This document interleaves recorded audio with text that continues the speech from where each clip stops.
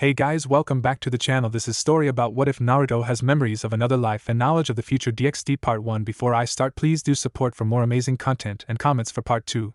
Do consider to subscribe my channel and share my video to your friends and check out the description as well. Let's start the video. Darkness. That was all he knew at first. No light. No sound. No shape. Just an endless void stretching in every direction. Then awareness returned. I'm alive? Or am I dead? Memories of another life flickered through him, streets filled with cars, flashing lights, screens showing stories, and friends he would never see again. And one name burned brighter than the rest. Naruto. Warmth, pressure, sound. Heartbeats. Voices, distant, muffled. He opened his eyes. The world was tiny, fragile. His body was small, helpless. Yet his mind was fully awake. A woman with fiery red hair struggled nearby, drained but determined. This was his mother, Kushina Uzumaki, but he wasn't in her arms. Instead, he was cradled by Biwako, the wife of the third Hokage, and another midwife, who whispered comforts as they held him, unaware of the true danger that loomed. Naruto, Biwako whispered, hands trembling. I'm Naruto? The infant's first cries echoed through the room. The adults were oblivious to the threat stalking them. Then, suddenly, the room changed. A shadow fell across the doorway. A shinobi. Masked, precise, unstoppable. And in his hands, the infant Naruto. No, the tiny body trembled as the consciousness inside him screamed, though his newborn lungs could only manage a feeble cry. The masked shinobi's blade moved swiftly. The midwife screamed.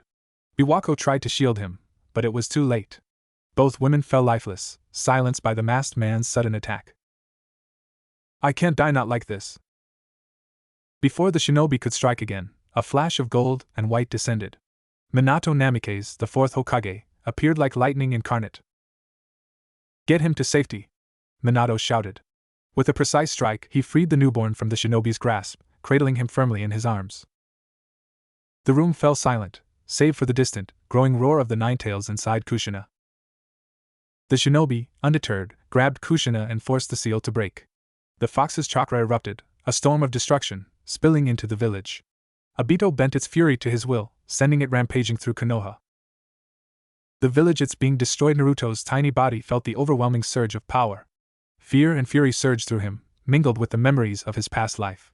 I have to survive. I have to change this. Minato acted immediately. Engaging the shinobi, he broke the masked man's control over the fox with a contract seal, but the Ninetales continued its rampage, uncontrolled, as flames and destruction tore through the village. The fourth Hokage's mind raced. He couldn't stop the fox here. He had to move it away. With precision, Minato used the Flying Thunder God Jutsu, teleporting himself and the fox far from the village, buying precious time. Kushina, recovered enough to act, joined him. Together, mother and father fought alongside each other, using chakra chains and coordinated attacks to restrain the beast. Realization struck.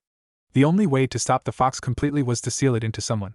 Kushina urged Minato to seal it back inside her, but he made the fateful decision to seal it into Naruto instead.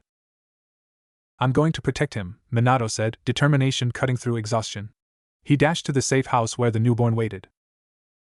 Kushina bound the fox with her chakra chains, keeping its massive, writhing form in place. But the fox was intelligent. It realized the plan and lashed out, claws swinging toward Naruto. No! Minato and Kushina leapt in instinctively, and were impaled, taking the blows meant for their child. Pain and shock surged through their bodies, but they held fast. Minato began the dead demon-consuming seal, summoning the Shinigami to aid the sealing process. As he worked, Kushina's voice was gentle but filled with love. Naruto, my son, we love you. Always. Remember Jiraiya, he's a pervert, she said, smiling weakly despite her wounds. And remember the 3 shinobi prohibitions: alcohol, money and women. You must never let them control you. The child inside felt the weight of their love, their words etched deep into his mind even in his tiny body. Finally, Minato completed the 8 trigram seal, binding the Ninetales chakra safely inside Naruto. The fox struggled, howling in frustration, but the seal held. Silence fell. The battle was over. The child was safe, but at a terrible cost. Hiruzen, the third Hokage, arrived shortly after, rushing to the scene. Minato, battered and weakened, warned him in a low, urgent tone. The masked man claimed to be Madara. He will come for Naruto. Keep him safe. Whatever happens, you must protect him. Hiruzen nodded, understanding the weight of the task. And in that moment, Naruto, tiny, fragile, yet fully aware, understood everything. His parents were gone. The Nine Tails lived within him. And the world, which he remembered from his past life, awaited. This time I won't fail. The story of Naruto Uzumaki had begun, but this time, it would be rewritten. The world was silent. Naruto felt the weight of it even as a newborn. His tiny body lay in Minato's arms, his senses overwhelmed by the sheer intensity of chakra, of the Nine Tails, of the lingering pain of his parents' deaths. And yet he remembered. He remembered everything. The Fourth Shinobi War. Kakashi, Sakura, and Sasuke. The tragedies he had seen, the battles he had survived. The hidden truths behind every attack, every betrayal. He could recall the names, faces, techniques, strategies, memories that no ordinary baby could possibly hold. They all think I'm just a newborn, but I know everything. The village mourned outside, unaware of the storm that had passed. He had been told, or rather, he knew from memory, how the villagers would treat him, the hatred he would endure as the Jinchuriki of the Nine Tails. Stupid. Stupid, stupid, stupid, he thought, though no one could hear him. They'll treat me like a monster, and for what? Something I didn't even do? His mind drifted forward, scanning the future he had already lived. The Uchiha massacre. Sasuke's betrayal. The Akatsuki. Pain. Itachi. Jiraiya's death. Tsunade, Gaara, Kakashi, the Fourth Shinobi War. Everything. Every single thing.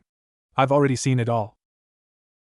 Even in his tiny body, he could feel the Nine Tails inside him, restless and wild. The fox's chakra was immense, dangerous, but he could sense its limits, its tendencies, and even its patterns of attack. If I control it, I can use it. Not the other way around. He considered his parents. Minato, gone. Kushina, gone. They sacrificed themselves for me. I can't waste that. Every memory of their faces, their voices, their love, was etched into him. The warnings, the lessons, the values, they would guide him. And Jiraiya, that pervert. He'll train me eventually, but I have to make sure he doesn't get me killed with his reckless ways. He thought of the 3 shinobi prohibitions his mother had warned him about: alcohol, money, women. Simple rules, but in the wrong hands, dangerous. He filed them away, a mental checklist even as an infant. I'm too small to act now, but I can observe, I can learn. I can survive. His tiny fingers curled, not in weakness, but in focus. Every cry he made, every gurgle, was meaningless to most, but in his mind, he was analyzing, planning. How the villagers would react. How the ninjas of the leaf would interact with him. How to avoid the mistakes he had already lived through. I won't make the same mistakes. I can't. Even now, he could see the path ahead, the ninja academy, the missions, the friends and enemies, the battles that would test him to his limits. But unlike before, he had a map, a memory of every choice, every consequence. This time I will survive. I will grow stronger. And I will protect the people I care about. Even as the world saw him as a fragile infant, inside, he was already a strategist, a survivor, a ninja with centuries of experience compressed into one tiny body. And the Nine Tails within him, wild and violent, would soon learn that its host was no ordinary child. I am Naruto Uzumaki, and this time I write my own story. The council chamber of the Hidden Leaf was quiet, but the silence was heavy. Hiruzen sat at the head of the table, the weight of leadership pressing down on him. He had returned to the position of Hokage after the tragic death of the fourth, but he was no longer a clan head himself. Minato's loss had left the village in shock, and now the question of the newborn Jinchuriki demanded immediate attention. Around the table were the clan heads, Hayashi Hyuga, Shikaku Nara, Choza Akimichi, Inoichi Yamanaka, Shibi Aburame, Fugaku Uchiha, and Saminuzuka. Beside them were the elders Koharu Yuditane, Hamura Mitokado, and Danzo Shimura. Representatives of the civilian council also attended, their eyes sharp with distrust. Hiruzen cleared his throat. The child is Naruto, he began, and the Nine Tails has been sealed within him. His voice was steady, though heavy with the weight of recent events. He paused, carefully avoiding mention of the boy's parentage. The council did not need to know, not yet. A murmur spread through the room. Danzo's cold gaze locked on the Hokage. The boy is powerful, he said, voice calm, controlled. He should be trained immediately. Under my guidance, I can ensure that he learns control and discipline. No, Hiruzen interrupted firmly, his hand raised. Danzo, your organization, Root, has no concern for the welfare of a child. I will not allow Naruto to be subjected to that kind of training. Danzo's expression remained unreadable, but a flicker of internal anger passed behind his eyes. Reluctantly, he inclined his head, silent. From the civilian council, a spokesman stepped forward. The child is a threat. He should be exiled or eliminated. The fox within him cannot be trusted. If we leave him in the village, we risk disaster. Hiruzen's hands tightened on the table. Exiling or killing him will release the Nine Tails. That is not an option. Hayashi Hyuga leaned forward. The Hyuga can care for him. I will personally see to his training and protection, as will the other clans. Shikaka Nara nodded. The Nara clan is willing to take responsibility for him as well. He will be safe and guided.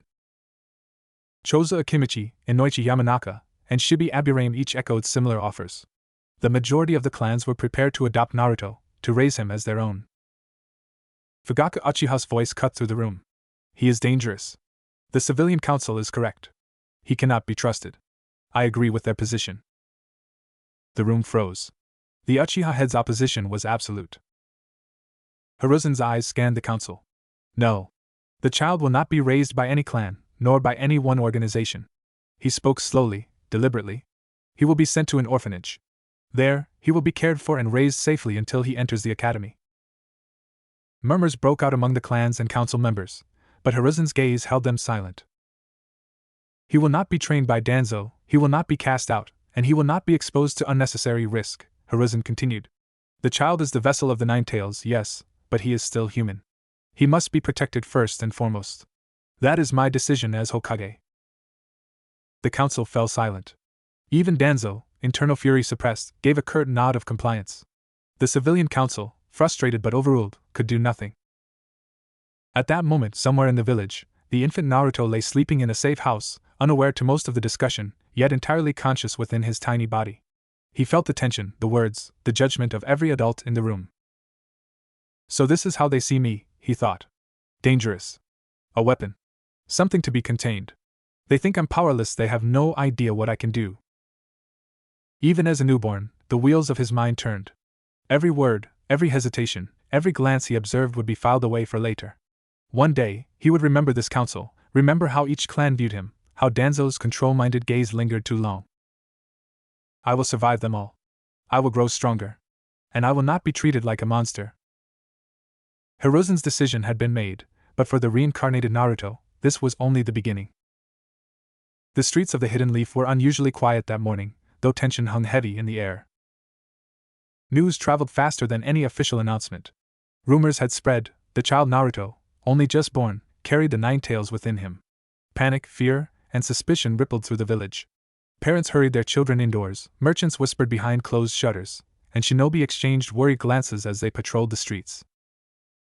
Hiruzen stepped onto the balcony of the Hokage's office, his white hair gleaming in the morning sun.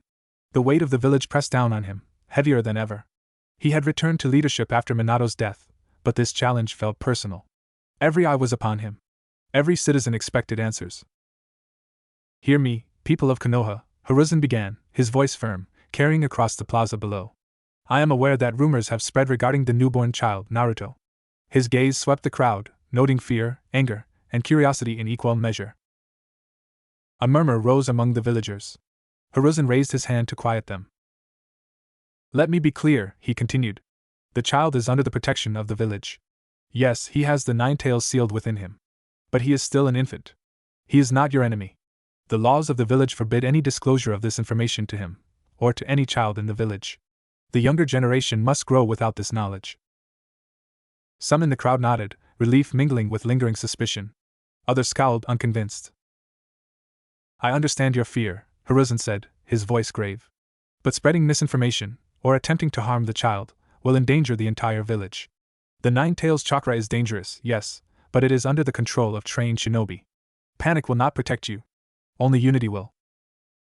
In the crowd, whispers spread again. Hiruzen's eyes narrowed slightly.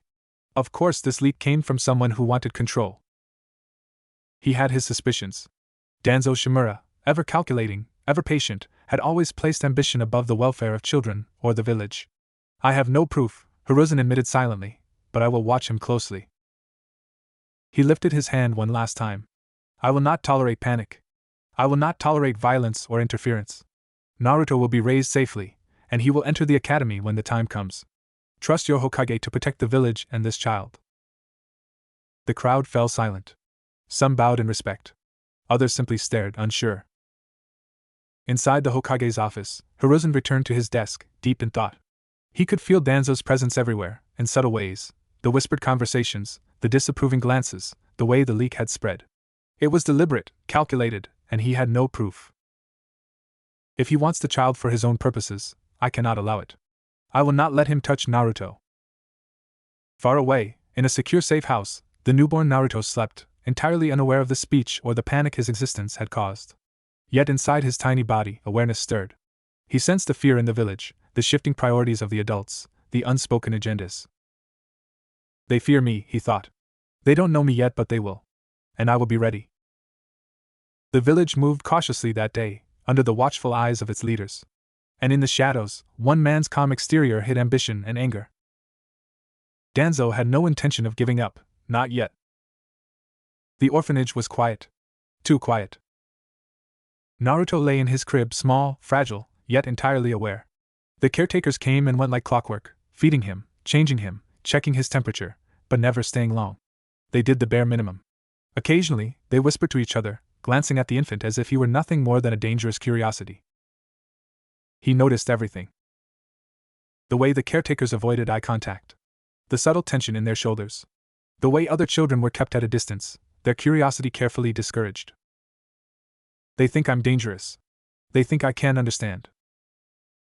Naruto's tiny hands flexed as awareness of his own body and chakra began to stir. At first, it was a tingling sensation, warmth in his chest, a hum in his limbs. His mind analyzed it immediately. That's chakra. I can feel it. I can move it. But how? Concentrating, he focused, trying to will it outward. Tiny pulses of energy flowed from him, brushing against the edge of the room. It was subtle, almost invisible, yet Naruto felt its effect, like a ripple in the air. And then he sensed it. The other children. The caretakers. Even the building itself. Chakra. Every movement, every breath, every heartbeat radiated energy. I can sense them. All of them. He realized what it meant. Even as a newborn, he could detect the presence, the movement, the intentions of those around him. He was a sensor. I'm a sensor type. I can know who is near me. Who is dangerous. Who isn't. The discovery filled him with cautious satisfaction. He could plan. He could observe. He could survive. The caretakers returned, changing his diaper and feeding him again. Their faces were neutral, emotionless, but he knew. He had already sensed their discomfort, their fear of the nine-tails inside him, their unease at raising a child with such power. He also noticed the rules of the orphanage. No toys were given to him. No interaction with other children. They kept him isolated, believing it was safest for everyone. They don't trust me. They don't understand me. That's fine. Naruto curled his tiny fists, concentrating again. Chakra flowed into his fingers, then back into his chest. He could feel his control improving, even in such a small body. Every movement, every thought, every pulse of energy was a tool. He could use it to watch, to protect, to plan. I will survive here. I will grow. And I will learn everything they refuse to teach me. Outside, the other children played in the distance, oblivious to the tiny ninja observing them. Naruto's awareness stretched across the room, sensing their emotions, their movements, their small energies. He was alone, yes, but not powerless. I will not be powerless ever again. For the first time since the Nine-Tails was sealed into him, Naruto smiled. Not a baby smile, but a calculated, knowing grin. I'm ready. The morning sun spilled through the windows of the orphanage. Naruto's crib was tucked into the corner of the quiet room, the soft hum of daily life surrounding him. A faint ripple in the air signaled someone approaching. Naruto's tiny body stiffened for a moment, awareness sharpening. Hokage, he could feel the chakra, the presence, the intent before the footsteps even reached the doorway. He studied the approaching figure carefully, Hiruzen Sarutobi, the third Hokage, his chakra steady, familiar, reassuring. I can trust him. Immediately, Naruto relaxed. His body went limp in the crib, a perfect imitation of a real newborn. Tiny arms stretched, a yawn escaped, and his cries ceased as if he had never been aware at all. Hiruzen entered quietly, leaning over the crib with a warm smile. "Good morning, Naruto," he said softly, his voice carrying the calm authority of a man who had seen countless tragedies yet refused to let them crush him. Naruto cooed and gurgled in response, tugging at the blanket with his tiny hands. Every movement was carefully measured, a mask of innocence that only someone with his knowledge and awareness could maintain. The Hokage chuckled, unaware of the calculating mind inside the infant before him. "Well, aren't you full of energy today?" he said, gently lifting Naruto from the crib. The baby squirmed a little, reaching toward him as any normal infant might. Naruto allowed it, letting his instincts follow the motions of a helpless child. "Yes, keep them thinking I'm just a baby." Hiruzen cradled him effortlessly, rocking him back and forth. "You're a strong little one, you know that? Stronger than I expected for a child so young." His smile was soft, kind, the kind of warmth that Naruto had never truly experienced before, not from caretakers who barely acknowledged him, not from the adults who treated him like a weapon. Naruto felt the familiarity, the safety, the unconditional care.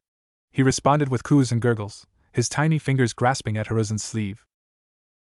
"I can let him see this side of me," Naruto thought. "No one else can. He's safe. He's on my side." Hiruzen hummed quietly, oblivious to the mind analyzing him from within the tiny body in his arms. "I'll be checking in regularly," he said, placing a gentle kiss on Naruto's forehead. "You're under my protection, little one. I'll make sure you're safe no matter what." Naruto felt a surge of gratitude and something else, comfort. For the first time since the sealing of the Nine Tails, he allowed himself to feel the warmth of genuine care, a rare moment of vulnerability. "I can survive here. With him I can survive anywhere." Minutes passed in silence, broken only by the soft hum of the orphanage. Hiruzen shifted Naruto gently, adjusting his blankets, speaking softly about the village, about the sunshine outside, about nothing of consequence, yet everything felt important. And all the while, Naruto's tiny body remained the picture of a normal infant, cooing and stretching, oblivious to any observer, though his mind remained alert, calculating, and fully aware of every motion, every thought, every heartbeat in the room. Finally, Hiruzen set him back in the crib, brushing a hand across his forehead one last time. "Rest now, Naruto. You've got a long life ahead of you, and I'll be watching over you every step of the way." Naruto watched him leave with eyes far wiser than any infant's, already storing this memory, this trust, for the future. "I can trust him," he thought. "And when the time comes, I'll make sure he never regrets it." 6 months had passed since Naruto had been placed in the orphanage. To the caretakers, he was still a baby, just a small, gurgling infant who required feeding and diapers. But in truth, Naruto's mind and body were far ahead of anyone's expectations. He had begun crawling, using his tiny arms and legs to move with deliberate, cautious precision. Every movement was measured, every surface tested. The orphanage floors, walls, and even ceiling beams were catalogued in his mind, and he practiced walking along walls, channeling just enough chakra into his limbs to counteract gravity, almost imperceptibly. "I need balance. I need control," he thought as he pressed his tiny palm against the wall, feeling the subtle vibrations of the building around him. "If I can control my chakra this well, I'll never be trapped again." His sensory abilities had strengthened too. He could detect every adult who entered the room, every other child playing in the distance, every whisper and footstep in the hallway. Chakra flowed through him effortlessly, a constant hum he could manipulate and sense. He crawled toward the wall, tiny hands gripping the plaster. Focusing, he pushed a small fraction of chakra down his arms and legs. His body lifted slightly, weight supported by the invisible threads of energy he controlled. Not perfect but close. He moved a few inches sideways, balancing carefully, then dropped back to the floor with a soft plop. He analyzed the attempt, adjusting the flow of chakra in his limbs. "If I can walk the wall reliably, I can move anywhere unnoticed. I can escape if anyone tries to control me." After a few more attempts, he managed a short, stable stretch along the wall, a feat no caretaker would have expected from a 6-month-old infant. Naruto's tiny face broke into a determined grin. He paused, scanning the room with his enhanced senses. He could feel every heartbeat, every thought, every step. "This is good. I'm ready for more." Turning back to the floor, he focused again on crawling. His movements were smoother, faster, more precise. He tested corners, explored gaps, memorized every obstacle, every path. "I can survive here. I can explore. I can learn everything they refuse to teach me. For a brief moment, he glanced toward the door, sensing the faint aura of someone approaching, another caretaker, perhaps. Instinctively, he froze, pressing himself against the wall as if blending into it. His tiny body became still, his breathing quiet, his mind alert. I am aware. I am safe. I am ready. Minutes passed in silence, broken only by the soft hum of his own chakra. And as the infant Naruto crawled and practiced, testing his limits, one thing was certain: he was no ordinary child, and every day brought him closer to mastering both his body and the power within him. The room was silent. Naruto sat in his crib, or rather, hovered slightly above it, channeling chakra to stabilize his small body. His eyes were closed, face serene. To anyone watching, he looked like a meditating infant. But inside, Naruto's mind was alive with calculation and purpose. He dove inward, through layers of thought, memory, and emotion, until he arrived at the place he had come to call his mindscape. It was a dark, winding sewer, narrow walls slick with dampness and faint echoes of dripping water. And in the center of it, a massive cage loomed. Behind the bars coiled a creature of immense chakra and power, Kurama, the Nine-Tails, imprisoned yet fully aware, eyes glowing with ancient fury. I know you're in there, Naruto whispered, stepping carefully along the slick, narrow walkway. I know who you are. Kurama. The fox stirred, muscles rippling against the cage. Its chakra surged outward, pressing against Naruto's consciousness with raw, feral intensity. Yes, that's right. Feel me. I'm not afraid. Naruto focused, extending his awareness into the cage, threading his thoughts and intentions into the fox's mind. He could feel the centuries of pain, betrayal, and rage trapped within the beast. He had seen the Ten-Tails, the wars, the use of tailed beasts as weapons. He knew the patterns of humanity, and he knew the fox's anger was justified. Kurama, he said, speaking not just aloud, but directly into the fox's mind. You've been used before. You know what humans are capable of. You don't have to trust them. But you can trust me. The fox's response came like a tidal wave, pressing against him with raw power. Don't push me. I know what you are, Naruto continued, steadying himself. I've seen the future, Kurama. I know what's coming. Someone is trying to revive the Ten-Tails. They'll use you as a weapon. But it doesn't have to be that way. We can work together. You and me. Kurama's massive form shifted within the cage, coiling tightly. We could? The fox rumbled, its voice echoing against the stone walls. You are different. You are not afraid of me. But why should I help a human? Naruto's tiny fists clenched. Because I understand you. I know your past. I know the Ten-Tails, your imprisonment, the betrayals you suffered. And I will survive them all. But I need you. Together, we can stop whoever is trying to bring the Ten-Tails back. If they succeed, everyone, including you, will suffer. The fox's eyes narrowed, glowing behind the bars. Its centuries of distrust pressed against him like iron, but Naruto could feel a subtle shift, a flicker of curiosity. I will listen for now. Naruto smiled inwardly. That's all I need. We don't need to be friends yet. We need to survive. A distant pulse of chakra rippled through the mindscape, alerting Naruto to a presence outside, someone attempting to manipulate remnants of the Ten-Tails' power. His senses sharpened, every detail becoming clear. I felt that they're trying to revive it. They'll fail if I'm prepared. Kurama, I need you to help me. Not as a prisoner, but as an ally. Can I count on you? The fox's cage rattled slightly, a low rumble echoing through the sewer. I will. For now, I am yours. Even as a 6-month-old, with only the appearance of a helpless infant, Naruto had forged the first foundation of partnership with Kurama. For the first time, the fox sensed that this human, tiny, yet fully aware, was unlike any other, capable of understanding him and his history. Naruto opened his eyes, chakra glowing faintly around his small body, feeling the fragile bond forming between host and beast. We're going to survive. Together. The sewer of Naruto's mindscape was quiet again after his first exchange with Kurama. The cage that held the Nine-Tails pulsed faintly with residual energy, a silent acknowledgement of the fragile alliance they had just forged. Naruto's senses, however, twitched.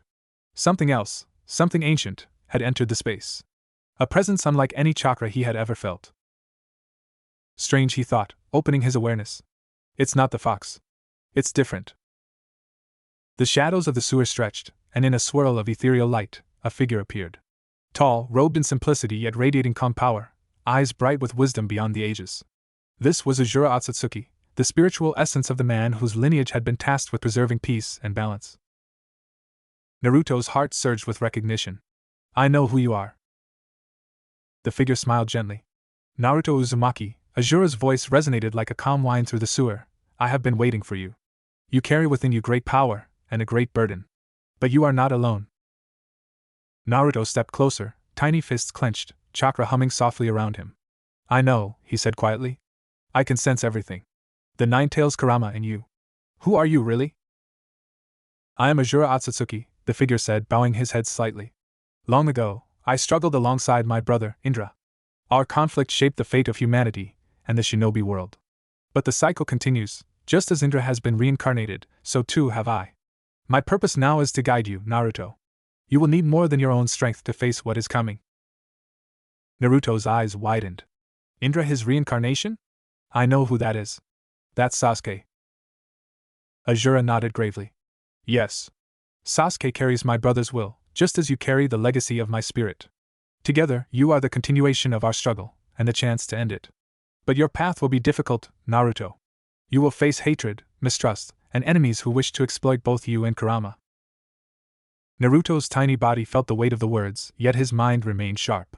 I already know most of this, he thought. I just need guidance to survive it all. Azura stepped closer, placing a hand on the imaginary walls of the sewer as if testing the limits of the space. I cannot fight for you, Naruto. But I can teach you, guide your decisions, and help you see beyond what is immediately before you. Kurama is your ally, but you must learn to trust him, and you must also understand the world that will test you relentlessly. Naruto nodded, feeling a surge of reassurance. Then I'll listen. I know what's coming. I'll survive. And I'll make sure the fox and I, Kurama, we work together. Azura smiled again, eyes glimmering. Good. But remember, Naruto, knowledge of the future is a gift and a burden. You must act wisely. The choices you make will shape not only your life, but the lives of those around you, including the one called Sasuke, and the world he touches. Naruto exhaled, his mind already racing with possibilities. I have the fox. I have this guide. I know the future. I can survive and I can prepare him, Sasuke, for what's coming. The sewer, once a place of isolation and darkness, felt alive with purpose. The cage that held Kurama pulsed softly, Azura's presence shimmered in the shadows, and Naruto, just a 6-month-old infant on the surface, stood at the center of it all, fully aware, fully prepared, and fully determined. I will not fail. I will learn everything, and I will survive. Both Kurama and I will be ready. And I will guide Sasuke when the time comes. The sun was bright over the orphanage's small play area. Caretakers had reluctantly brought Naruto outside for fresh air, placing him in a shaded corner of the yard. The other children were nearby, playing, though careful to avoid him. Naruto's small body squirmed slightly in his blanket, but inside, his mind was fully awake. Chakra hummed faintly around him, delicate and precise. This is my chance, he thought. Azura is with me. He closed his eyes, focusing on the guidance of the spiritual presence that hovered just behind his consciousness. Azura's voice whispered in his mind. Naruto, you are the continuation of my will. You can sense it, feel it, and now you can awaken it. Let your connection guide your chakra. Naruto exhaled, threading the energy carefully through his tiny body. The chakra flowed outward from his hands into the soil beneath him. A faint pulse of green energy radiated from the earth, and tiny sprouts began to push through the dirt. I'm doing it, Naruto thought, eyes shining. I can feel it. Hashirama's chakra, through Azura. I am part of it. The sprouts grew rapidly, twisting into tiny vines, leaves unfurling almost instantly, like the soil itself recognized the life force being poured into it. Naruto felt the energy resonate with his body, the power of creation, of life itself, flowing into him. Good, Azura's voice whispered. This is your connection. Your awareness of the world, and your ability to shape it. This is Hashirama's power, channeled through you, guided by my spirit. Remember it. Protect it. Use it wisely. Naruto's tiny hands brushed against the new leaves, sensing the chakra within the plant. I can feel it growing, living. Just like me. Just like Kurama, just like the world I have to protect. The other children watched in mild curiosity, seeing only a baby cooing and waving tiny hands at a patch of dirt. They had no idea the infant was bending chakra to life itself. I am Azura. I am Hashirama. And one day everyone will see what I can do. The plant pulsed once more, the leaves glowing faintly in the sun before settling back into a steady green. Naruto opened his eyes, satisfied, and looked at the tiny sprouts. Step by step I will grow stronger. I will learn everything. I will protect everyone, Kurama, Azura, Sasuke, and the world. The orphanage caretakers glanced over, muttering something about babies and strange obsessions with dirt, completely oblivious to the chakra at play. Naruto cooed and smiled, pretending to be just a normal infant again, while inside, a new awareness had blossomed. This is only the beginning. Naruto stared at the small apartment Gigi had assigned him. 3 years old, yet officially on his own. To anyone else, it was just a cramped, modest home, but to Naruto, it was freedom to think, plan, and grow without restraint. Not bad, he muttered under his breath, though he still made the occasional babyish pout and mischief when Gigi wasn't watching. Gigi had visited just this morning, smiling warmly as he spoke. Naruto, you're growing fast. How would you feel about becoming a ninja? Naruto's eyes lit up, but his expression carefully balanced excitement with the typical impish grin of a 3-year-old trying to hide how much he already knows. A ninja? Sure sounds fun, Gigi. Do I get to fight giant monsters? Or shoot fire out of my mouth? Like a dragon? Gigi chuckled. Well, yes, but there's a lot to learn first. You'll need discipline, training, and patience. Naruto tilted his head. Okay, I can do that. But inside, his mind raced. Discipline, training, patience, I already know most of this. I just need to learn the details and prepare everyone else for what's coming. He paused, thinking of Kurama and Azura waiting within his mindscape. They had become constant companions over the years, their guidance shaping him and tempering the brashness he sometimes displayed in public. Kurama, he thought, I'll show them what we can do. But not yet, not until they're ready. Azura, he continued silently, time to teach me more. I need to be prepared. He had told them all about the future, about wars, friends, enemies, and Sasuke. The fox and Azura listened, questioned, and advised. Their presence was a constant, and Naruto felt the weight of responsibility and reassurance all at once. After settling in, Naruto spoke up with an unusual seriousness for his age. Gigi, can I have a book on Fuinjutsu? I want to start learning it. Gigi blinked in mild surprise. Fuinjutsu? That's advanced, Naruto. But if you want to start learning, I can see what we have in the archives. Naruto clapped his hands together and grinned. Thanks, Gigi. I'll be the best ninja ever. Just like always, he reminded himself, slipping back into the persona everyone expected of a 3-year-old, mischievous, energetic, and occasionally a little stubborn. But beneath it all, he was observing, planning, sensing. His sensory abilities had grown to the point where he could feel the entire village's chakra. Every movement, every heartbeat, every tiny fluctuation, Naruto could detect it. He didn't interfere, not yet. For now, he watched, cataloging, and learning, the way any ninja would before stepping into the field. He crawled over to the small window of his apartment, and peered out at the village streets. Children played. Shinobi trained. Merchants sold their wares. All of it hummed with life and chakra, and Naruto felt ready. 3 years old, he thought with a small smile, and already I can see everything. Soon, I'll be ready for the academy. And when that time comes, I'll start shaping things for the future. Everyone will see what I can do, but not yet. They'll think I'm just a mischievous kid. Kurama stirred faintly within him. You really are hiding it well, aren't you, kid? I have to, Naruto replied silently. For now we survive. For now we wait. But soon everything changes. The apartment was quiet. Naruto sat cross-legged on the floor, a small inkwell and brush in front of him. To anyone watching, he looked like a typical 3-year-old pretending to play with art supplies. Not just art, he thought, eyes bright. These strokes hold power. I just need to control my chakra carefully. He dipped the brush in ink and unrolled a small scroll. The paper was filled with faint guidelines for a simple binding seal. Naruto traced the symbols carefully, focusing on the flow of chakra through his tiny fingers. Remember, Naruto, Azura's voice whispered in his mind. A seal is more than the lines you draw. It is a conduit for your chakra. Precision and flow are everything. Your mind directs the energy, the brush is just a medium. Naruto nodded silently. Yes, I understand. He pressed the brush to the paper and drew slowly, infusing chakra into each stroke. The lines shimmered faintly, visible only to those who could sense chakra. He traced the final symbol, completing the seal, then focused on binding a small stone placed before him. Kurama, you see this? He asked silently. Of course, the fox replied, coiled inside him like a storm of energy. The form is correct. Your chakra is flowing naturally. Keep the stroke steady. Naruto's tongue peeked out in concentration. He finished the seal, and the stone shivered slightly before locking perfectly in place. I did it, he whispered, grinning. Just like Jiraiya's book said, but better. Well done, Azura praised him. Now you understand the principle. Seals are extensions of your chakra. You control them through precision, not force. Encouraged, Naruto reached for another scroll, slightly more complex. Carefully, he dipped the brush, traced the symbols, and channeled chakra through the lines. The ink glowed faintly, pulsing as it completed the seal on a small pouch. He jumped up, clapping his hands. I did it! Gigi, someday I'll show you seals that really work. You'll be amazed. Unbeknownst to Naruto, Hiruzen quietly observed through a small crystal ball he kept hidden in his office. The boy's strokes were perfect, the chakra flow precise, and the seals had a stability most academy students wouldn't manage for years. Hiruzen's eyes widened in surprise, pride swelling in his chest. By the gods, he murmured to himself. He's only 3, and already this. He shook his head, forcing a small smile. Of course, with both his parents being seal masters, perhaps I shouldn't be surprised.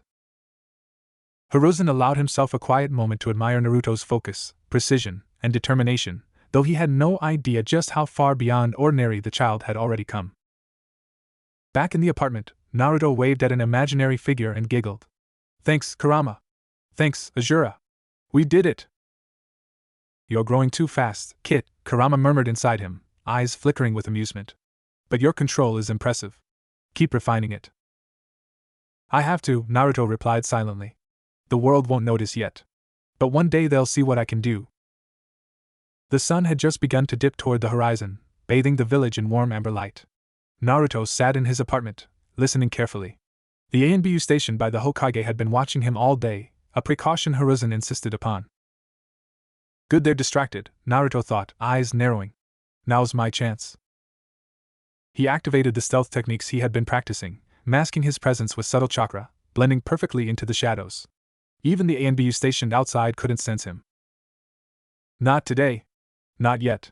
They can't know. Sliding quietly out the window, he landed softly in the alley below. His senses stretched, scanning for the patrols as he moved. I have to get far enough and fast.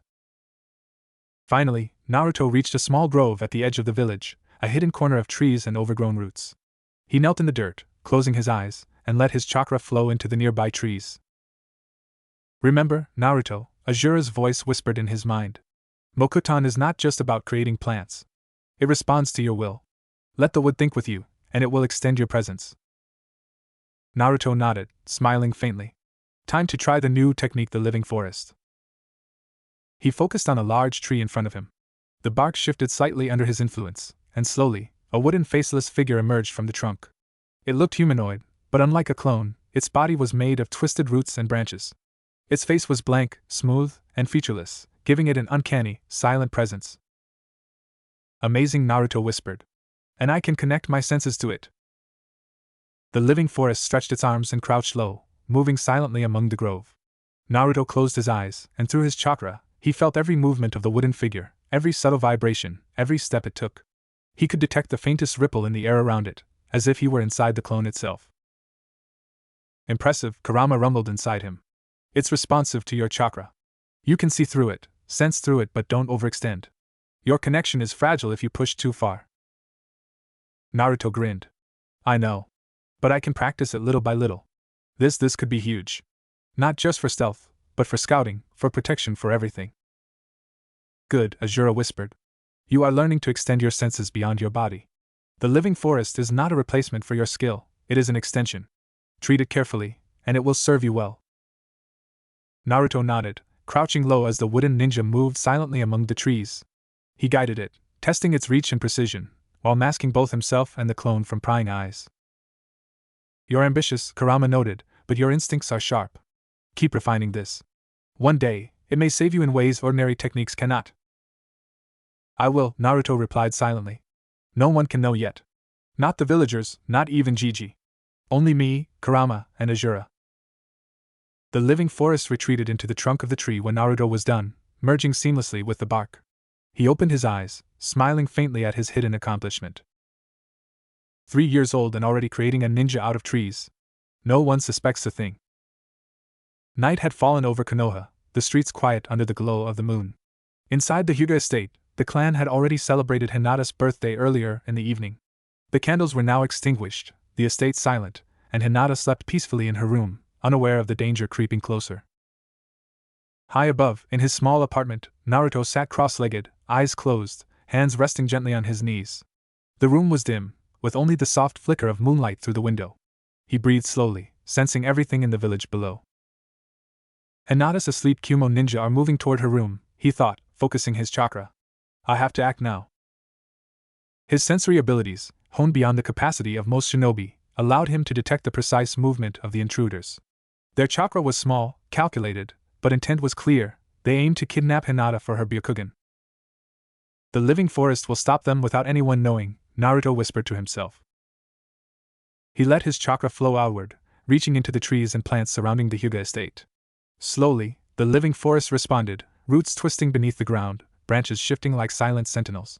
From the largest tree in the courtyard, a wooden faceless figure emerged, coiling and stretching its limbs, invisible to ordinary eyes. Naruto connected his senses to the figure, feeling every movement of the intruders as though he were there himself. Naruto, are you certain this is wise? Azura's voice asked quietly in his mind. Yes, Naruto replied. If I do this right, no one dies tonight, and the Hyuga family won't be forced into tragedy. Bold move, Kurama rumbled inside him.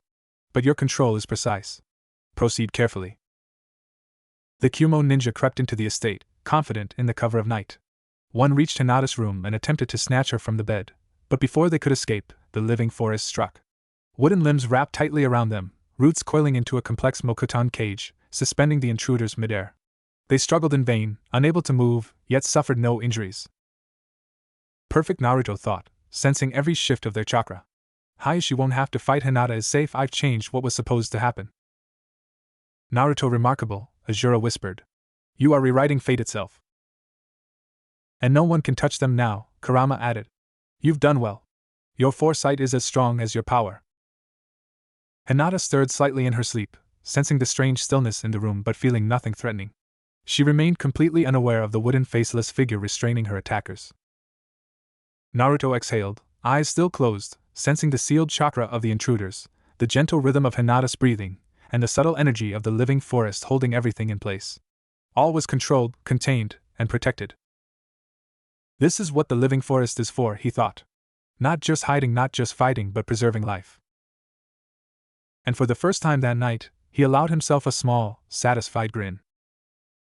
The moon hung high over the Hyuga estate, silver light spilling across the sleeping gardens. Hinata slept peacefully in her room, unaware of the danger approaching. The family had already celebrated her birthday earlier in the evening, leaving the estate quiet and still. In the courtyard, roots and branches twisted in the air, forming a complex cage that suspended the intruders from Kumogakure. Their struggles were in vain, the wooden limbs held them tightly, and no matter how they tried, they could not reach the ground.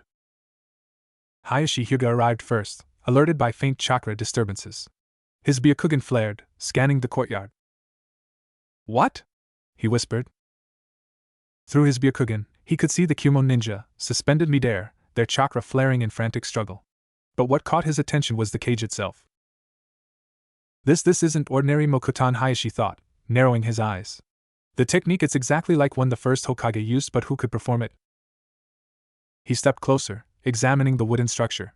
Every branch, every twist of root, every delicate coiling movement bore the unmistakable signature of the first Hokage's jutsu, yet the chakra behind it was concealed.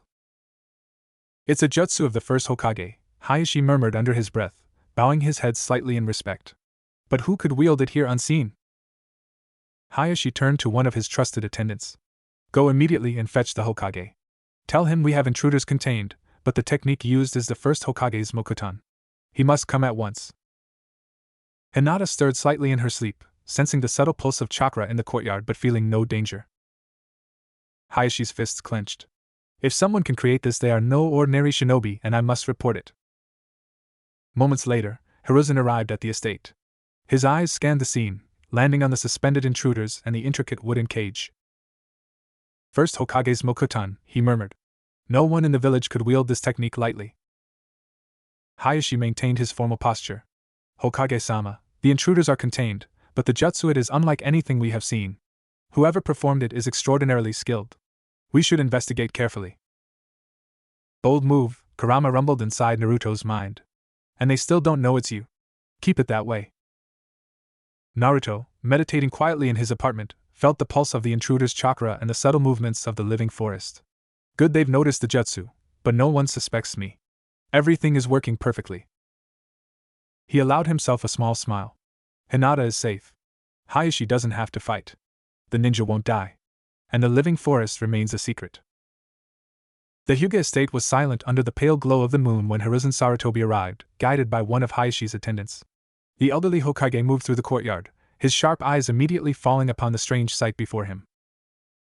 Several Kumogakure shinobi were suspended within a complex cage of twisting wood, their bodies bound by roots that coiled tightly around them. Hiruzen exhaled slowly. Mokotan, he murmured. Hayashi Hyuga stepped forward and bowed respectfully. Hokage-sama. These intruders were discovered attempting to abduct my daughter. When we arrived, they were already restrained by this jutsu. Hiruzen studied the wooden structure carefully. Every branch and root twisted with precision. This technique resembles the jutsu of the first Hokage, he said quietly. Hayashi nodded. That was my conclusion as well. However, no shinobi was present when we arrived. Hiruzen frowned thoughtfully. Whoever had done this had already disappeared. The trapped Kumo ninja struggled against the wooden bindings. One of them shouted angrily. Release us! You have no right to hold shinobi of Kumogakure. Hayashi's Byakugan flared to life as he stared at them. You infiltrated Hyuga territory and attempted to abduct my daughter while she slept. Speak truthfully. Why are you here? The ninja hesitated before finally answering. Our mission was to obtain the Byakugan. The courtyard grew colder. Hiruzen's eyes hardened. You attempted to kidnap a child for her bloodline ability. The Kumo ninja said nothing. From his apartment across the village, Naruto sat silently in meditation, his consciousness still connected to the living forest. Good, they're handling it now, he thought. Carefully, he withdrew his chakra. In the Hyuga courtyard, the wooden cage began to loosen. Roots slowly uncoiled. Branches receded. Within seconds, the Mokutan structure dissolved completely, sinking back into the earth as if it had never existed. The Kumo ninja suddenly dropped to the ground. Immediately, Hyuga guards rushed forward, surrounding them and forcing them to their knees. Hayashi frowned. The jutsu has disappeared. Hiruzen glanced around the courtyard, searching for any trace of the mysterious shinobi who had used it. But there was nothing. No chakra trail. No presence. Only the captured intruders. Hiruzen muttered quietly. It seems whoever used that technique has already departed. Hayashi nodded. Regardless, these men will be detained. The Hyuga guards bound the Kumo ninja and forced them to stand. You will answer for your actions, Hayashi said coldly. Hiruzen gave a small approving nod. They will be taken for interrogation. Kumogakure will have to answer for this. The captured shinobi remained silent as they were escorted away. Back in his apartment, Naruto slowly opened his eyes. A faint smile crossed his face. No one died. Hinata is safe. And nobody knows it was me. Deep inside him, Kurama's voice echoed. You handled that well, Kit. Azura's calm presence followed. You altered fate without revealing yourself. That is true wisdom. Naruto leaned back slightly, satisfied. One crisis down. Many more to come. Outside, Konoha slept peacefully, unaware that the night's events, and the future of the Hyuga clan, had just been quietly rewritten. Morning came slowly to Konoha, though the atmosphere inside the Hokage Tower was anything but calm. In the council chamber, the leaders of the village gathered around the large circular table. The incident at the Hyuga estate had already spread among the upper leadership, and tension filled the room. At the head of the table sat Hiruzen Sarutobi, the third Hokage.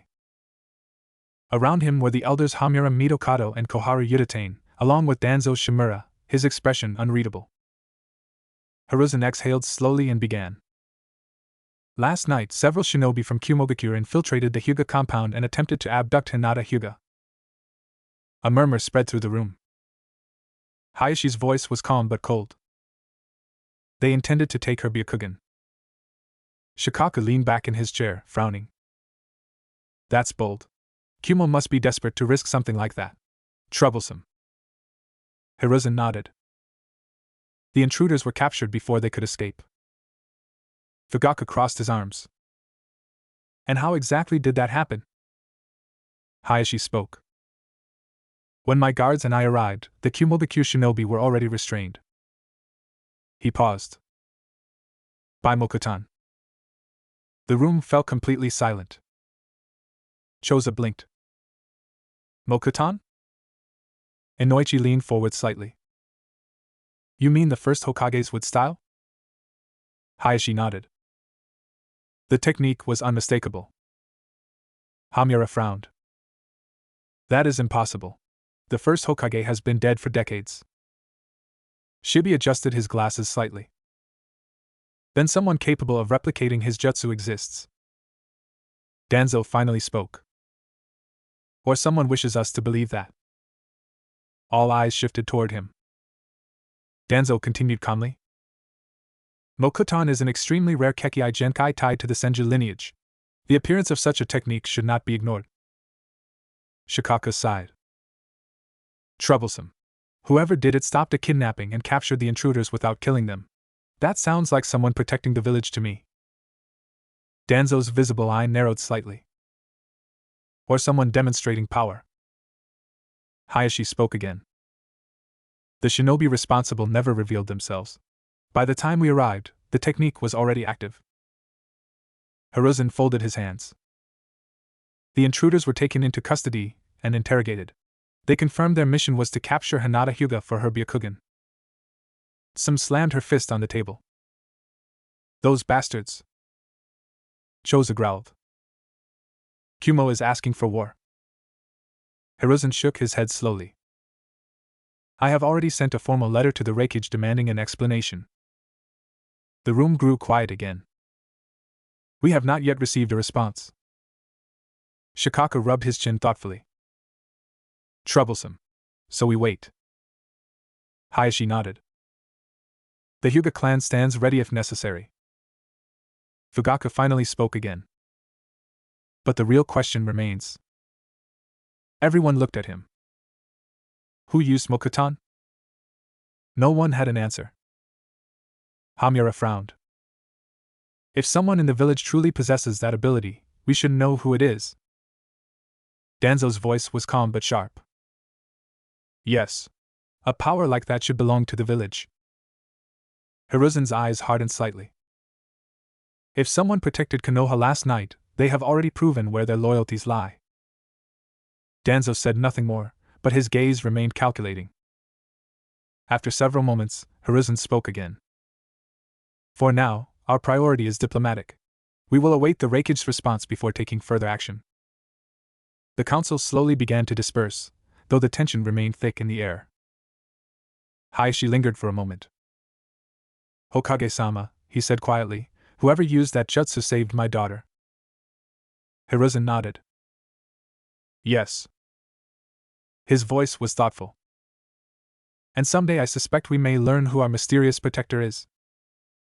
Naruto sat cross-legged on the floor, eyes closed in meditation. Through his sensory abilities he could feel the faint chakra signatures in the Hokage Tower. He couldn't hear the conversation, but he knew exactly what they were discussing. The Hyuga incident, he thought. Inside him, Kurama chuckled. They're confused. Naruto smirked slightly. Good. Azura's calm voice followed. You intervened exactly as you intended. Fate has shifted. Naruto nodded. And this is only the beginning. 3 days passed after the incident at the Hyuga estate. Inside the Hokage's office, Hiruzen Sarutobi sat behind his desk with a pipe resting between his fingers. The room smelled faintly of smoke as sunlight filtered through the tall windows. A knock came at the door. Enter. An ANBU operative appeared and knelt. Hokage-sama. A message has arrived from Kumogakure. Hiruzen's eyes sharpened. Bring it here. The ANBU stepped forward and handed over a sealed scroll bearing the symbol of Kumogakure. Hiruzen broke the seal and slowly read the contents. His eyes narrowed slightly as he reached the end. Well, he muttered quietly.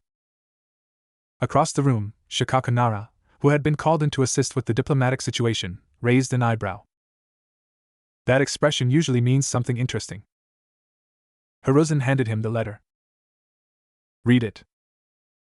Shikaku scanned the scroll quickly. His eyebrow rose higher. That's unexpected. Troublesome. Hiruzen nodded slowly. The Reikage claims the shinobi acted on their own initiative. Shikaku leaned back in his chair. Troublesome. So Kumo is pretending this wasn't an official operation. Hiruzen exhaled a cloud of smoke. According to this letter, the Reikage states the village had no knowledge of the attempted kidnapping. Shikaku chuckled softly. Convenient. Hiruzen nodded. However, the Reikage also states that Kumogakure will take responsibility for the actions of the rogue ninja and that the individuals involved have been disavowed by the village. Shikaku handed the scroll back. And no demands? None. No compensation? No blood price? Hiruzen shook his head. None. Shikaku rubbed the back of his neck.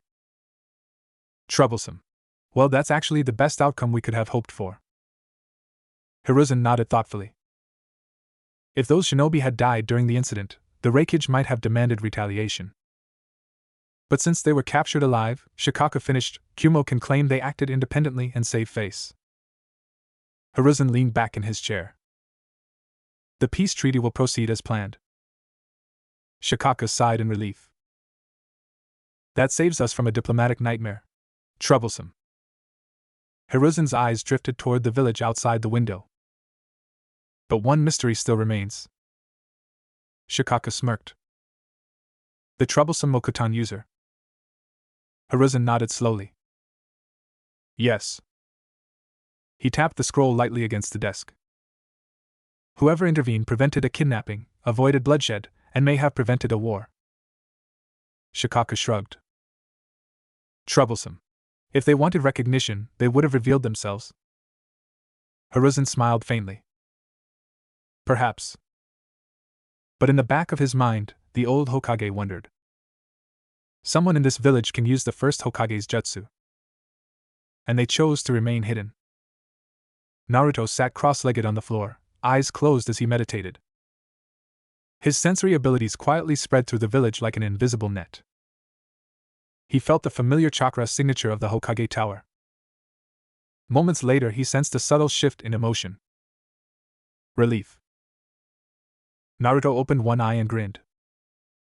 Looks like the Reikage backed down. Inside the seal, Kurama let out a deep rumbling laugh. Humph, cowards. Naruto chuckled. More like politicians. Azura's calm voice followed. You have prevented a tragedy that would have shaped the lives of many. Naruto nodded slightly. Hizashi lives.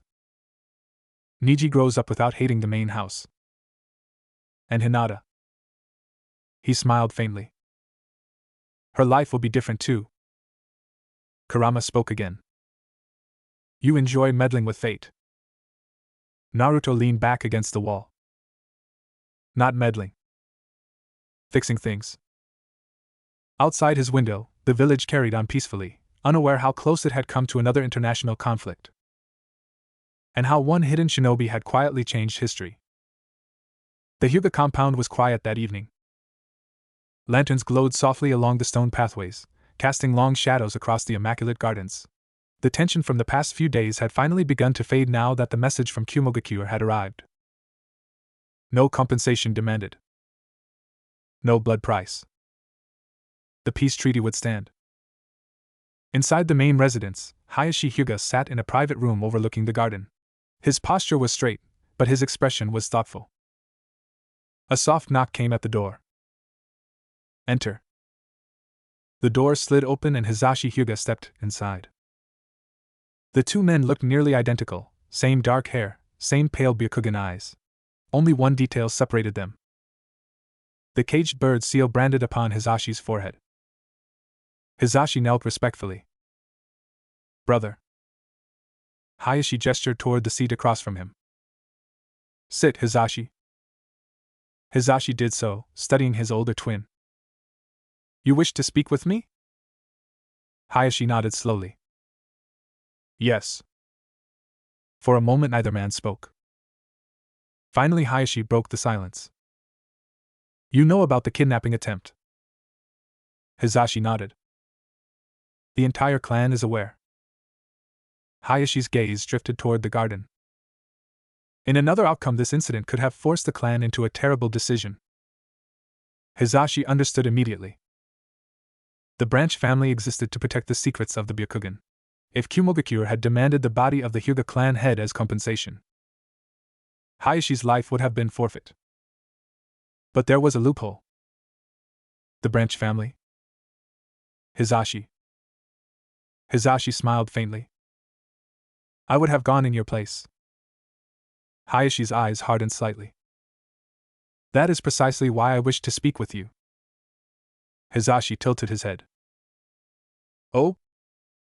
Hayashi turned back toward his brother. You are my twin. Hisashi said nothing. You are not a tool to be discarded. Hisashi chuckled softly. That is the fate of the branch family, brother. Hayashi's voice grew firm. Not if I can prevent it.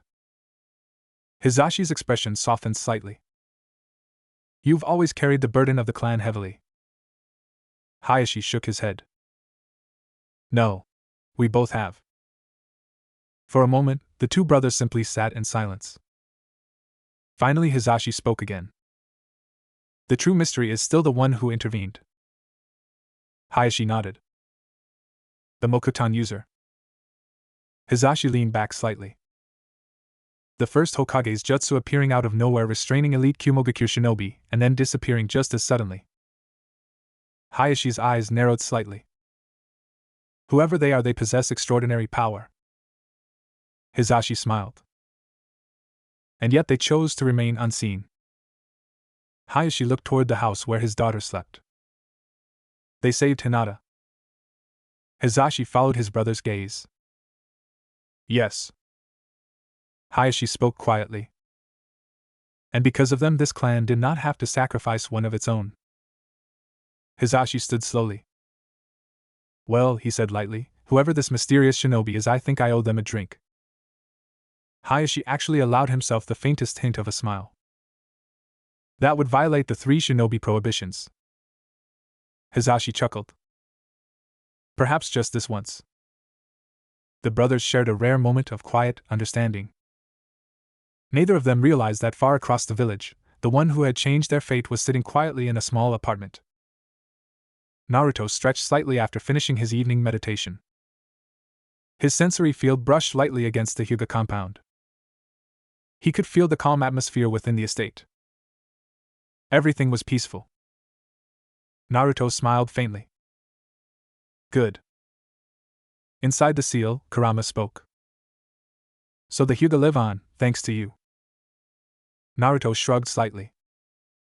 Not just them. Azura's calm voice followed. You have prevented hatred from taking root in the next generation. Naruto nodded. Niji's life will be different now. And Hinata. He glanced out the window at the quiet village. Her future might change too. Kurama huffed. You're reshaping the entire future of this village, Kit. Naruto smirked. That's the plan. The night in Konoha continued peacefully. Unaware that the quiet child living alone in a small apartment had already begun rewriting destiny. The morning sun filtered through the tall windows of the Hokage Tower, glinting off polished wood and shining brass. Inside, the council chambers were empty except for Danzo Shimura, seated alone at the end of the long table. He leaned forward, fingers steepled, eyes dark and calculating. The events at the Hyuga estate had left a faint but undeniable mark on his perception. Someone, someone within Konoha, had used Mokutan. Not just any Mokutan, but a technique clearly modeled after the first Hokage's jutsu. And they had done it without being seen. No one in this village should be capable of that, he thought. Tsunade is absent. Tenzo is the only other known Mokutan user, and his ability is artificial. No one else has the lineage, and yet it happened. Danzo rose from the table and began pacing slowly, his single visible eye narrowing. The person or whoever it is has power beyond reason, he muttered under his breath. A weapon that cannot be ignored. It could be an asset or a threat.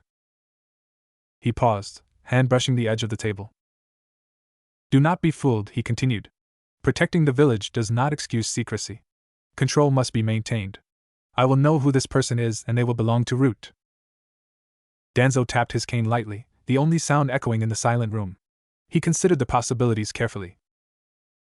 Was it a shinobi trained in secret, hidden even from the Hokage? Could it have been a rogue experiment of Mokutan, like Tenzo? Or worse, someone outside the village, camouflaged perfectly, testing Konoha's defenses? He did not dismiss the last option entirely. Danzo had seen strange things before. But his instincts told him this was someone inside the village. He approached a small wooden box on a side table and retrieved a scroll detailing the Hyuga incident, including the reports from Heishi and Hiruzen's observations. His single eye scanned every line meticulously. An unsanctioned Mokutan display, intruders restrain, no casualties, and no trace of the user.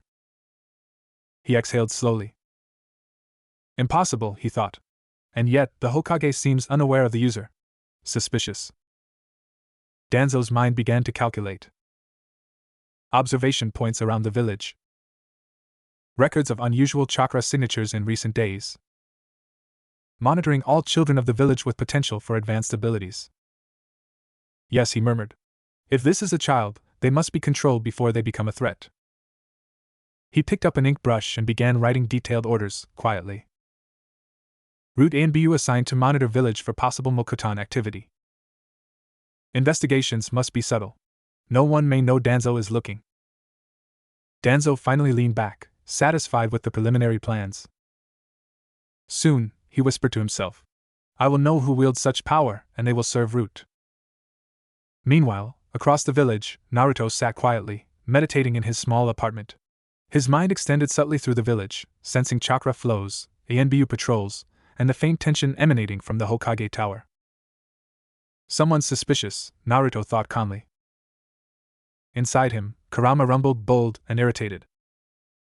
Finally, someone notices you. That could get interesting.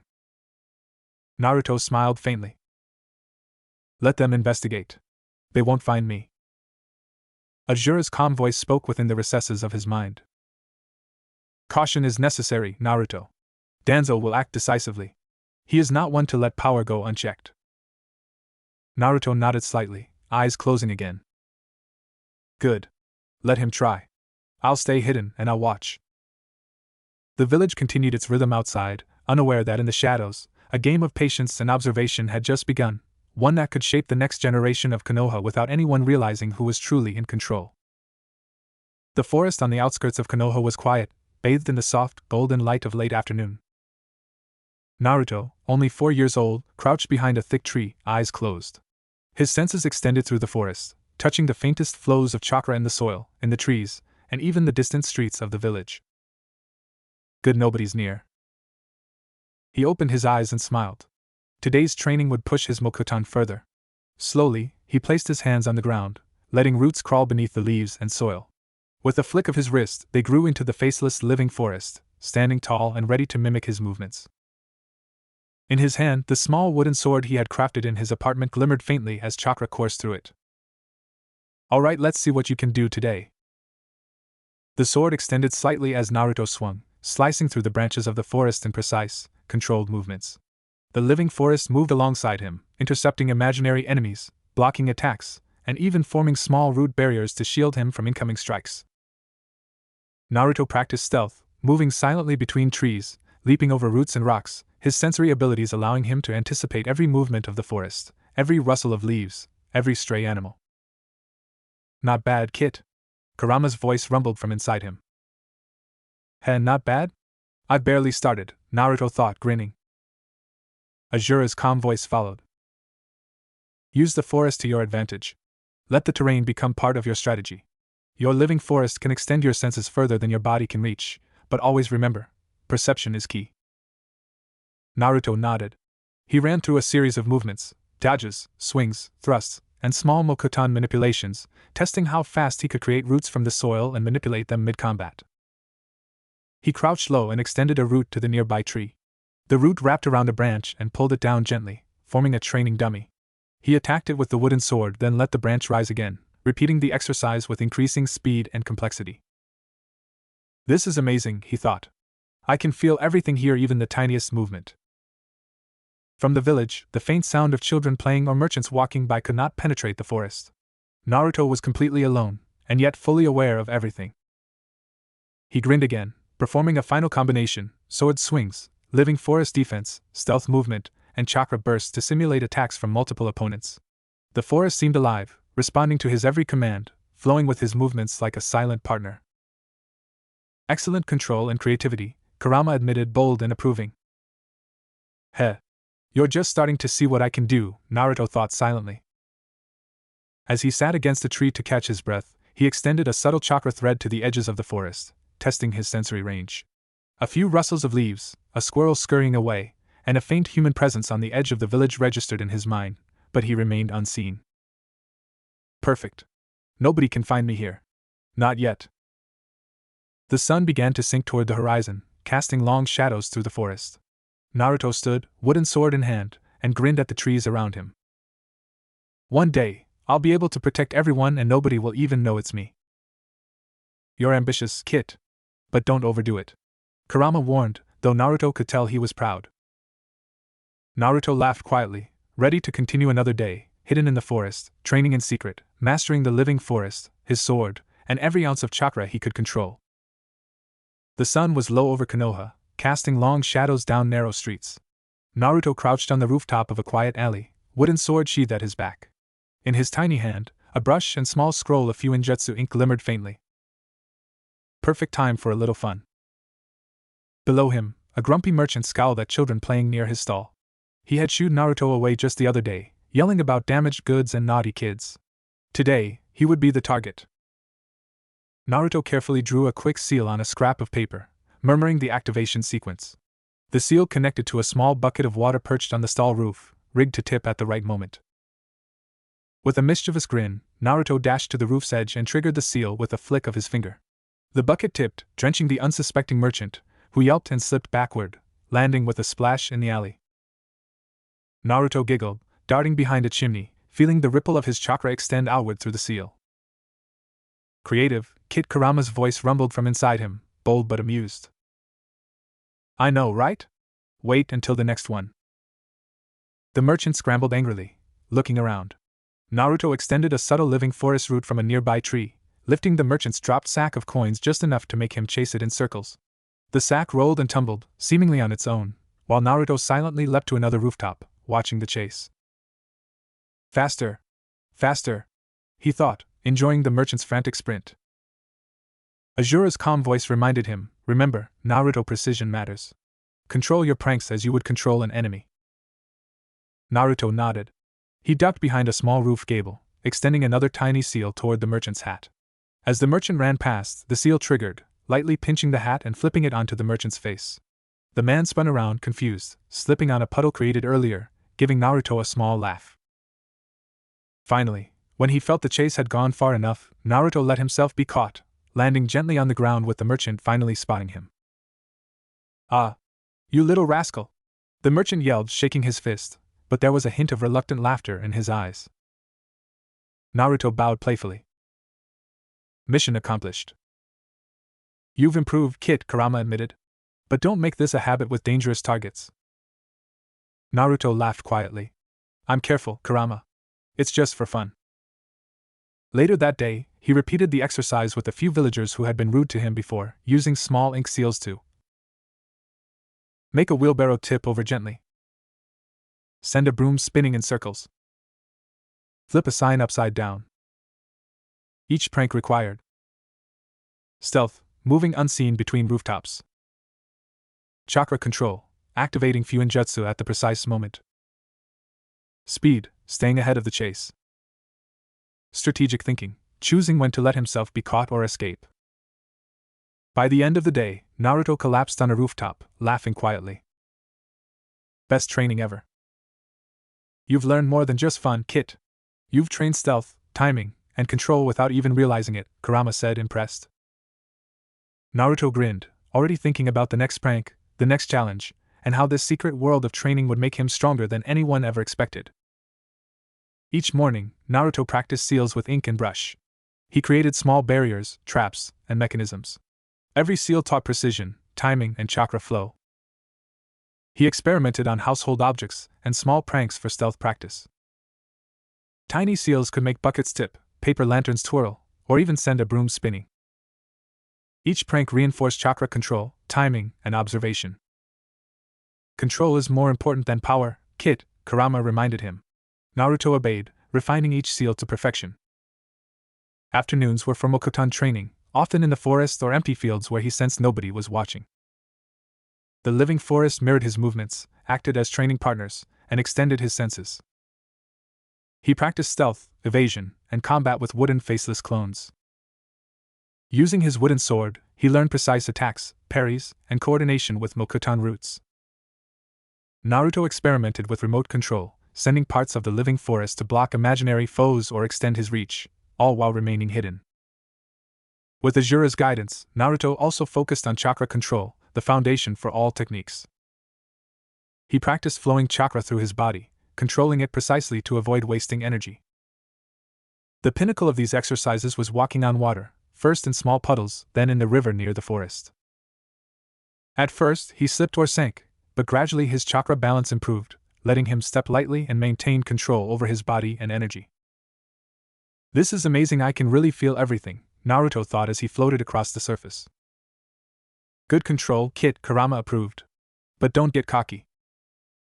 This skill also improved his taijutsu balance and agility, essential for combat training. With Azura's mentoring, Naruto trained his body. Taijutsu, balance, footwork, jumps, evasions, flips, and precise strikes. Kenjutsu, sword handling, thrusts, parries, and combinations with his wooden sword and the living forest. Training was integrated. Taijutsu movements flowed into sword swings and Mokuton extensions, making him a one-person army in miniature. Even while training, Naruto maintained a playful streak. He pranked villagers who treated him poorly, using Fuinjutsu, living forest, and clever timing. Each prank reinforced stealth, observation, and strategic thinking. He often gave himself a chase, testing speed and agility, then chose exactly when to be caught, delighting in the game. You're pushing your limits, Kit, Kurama admitted. But you're learning patience and control. Hiruzen Sarutobi occasionally checked in person or through his crystal ball, observing glimpses of Naruto's activity. The A&B reported on his energy and movement. Yet Hiruzen saw only a playful, spirited child, unaware of the depth of his Mokuton, chakra control, seal work, sword skill, and water walking ability. Impressive reflexes, but just a child, Hiruzen thought. By age 6, Naruto had become a secret ninja prodigy, skilled in Fuinjutsu, Mokuton, living forest, taijutsu, kenjutsu, and advanced chakra control. Able to walk on water, combining balance, chakra flow, and concentration. A mischievous strategist, using pranks to train stealth and timing. Guided fully by Kurama and Azura, learning philosophy, foresight, and control. Yet outwardly, he remained a playful, innocent 6-year-old, smiling, laughing, and appearing normal, hiding the true scale of his abilities. On the eve of his 6th birthday, Naruto sat cross-legged, wooden sword in hand, the living forest silently behind him.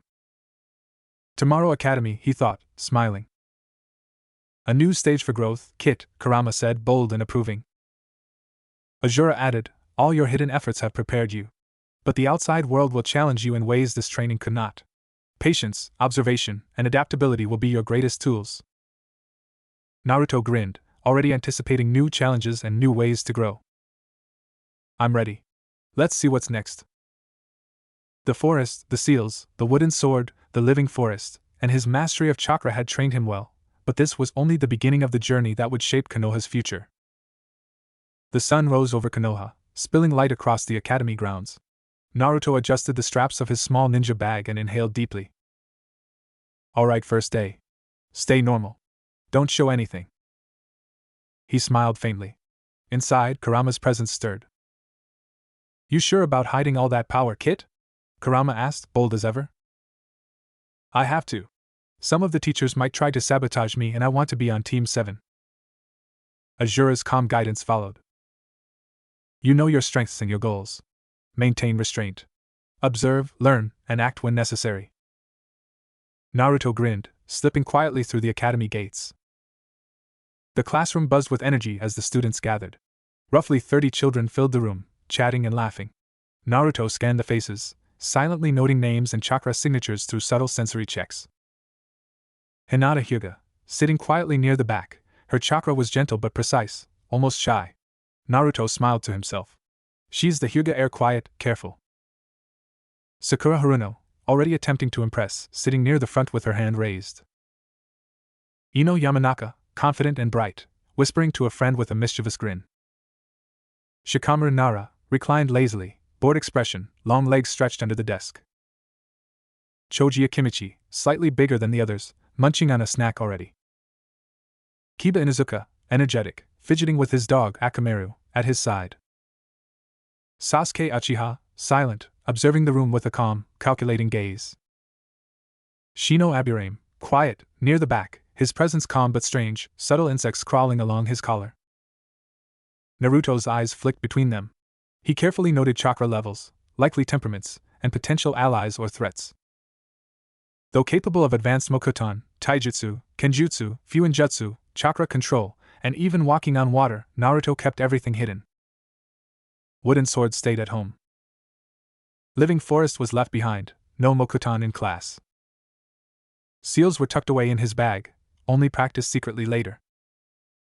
Chakra flow and sensory abilities were controlled to appear ordinary. They can't know what I'm capable of yet. The teacher stepped forward. Welcome, students, to the Ninja Academy. You will learn the skills necessary to protect Konoha and grow as shinobi. Naruto kept his attention split, watching the teacher while subtly sensing each student's chakra. He made a quiet plan in his mind. Stay quiet. Avoid drawing attention. Score dead last in the academy exams to ensure he ends up on Team 7. He nodded to himself. Everything's going as planned. During introductions, Hinata glances around nervously. Naruto nods softly. She'll be shy at first, but strong in her own way. Sakura waves energetically. Naruto gives a small wave in return. She'll probably try to impress Sasuke eventually. Shikamaru sighs audibly, looking bored. Naruto smirks internally. Lazy, but brilliant, I'll need him on my side eventually. Kiba fidgets with Akamaru, sniffing Naruto's chakra. Naruto crouches slightly to appear smaller. Don't notice me, not yet. Sasuke and Shino remain quiet, chakra subtle but notable. Naruto's mind takes notes. Future Team 7 members all here. The teacher instructs the students to run a short exercise, climbing a small obstacle and running to a target. Naruto plays it carefully. He moves at a moderate pace, keeping energy in reserve. Uses small stealth techniques only visible to his own senses, avoiding detection.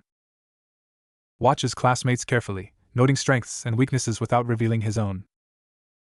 He ends at the back of the pack, smiling faintly. Perfect dead last. Team 7 is mine. You're already thinking ahead, Kit, Kurama remarked. Typical. Of course. Planning ahead is how I survive. Naruto was about to leave the academy grounds when he noticed a commotion near the courtyard's edge. 3 older students loomed over Hinata Hyuga, pushing her and jeering.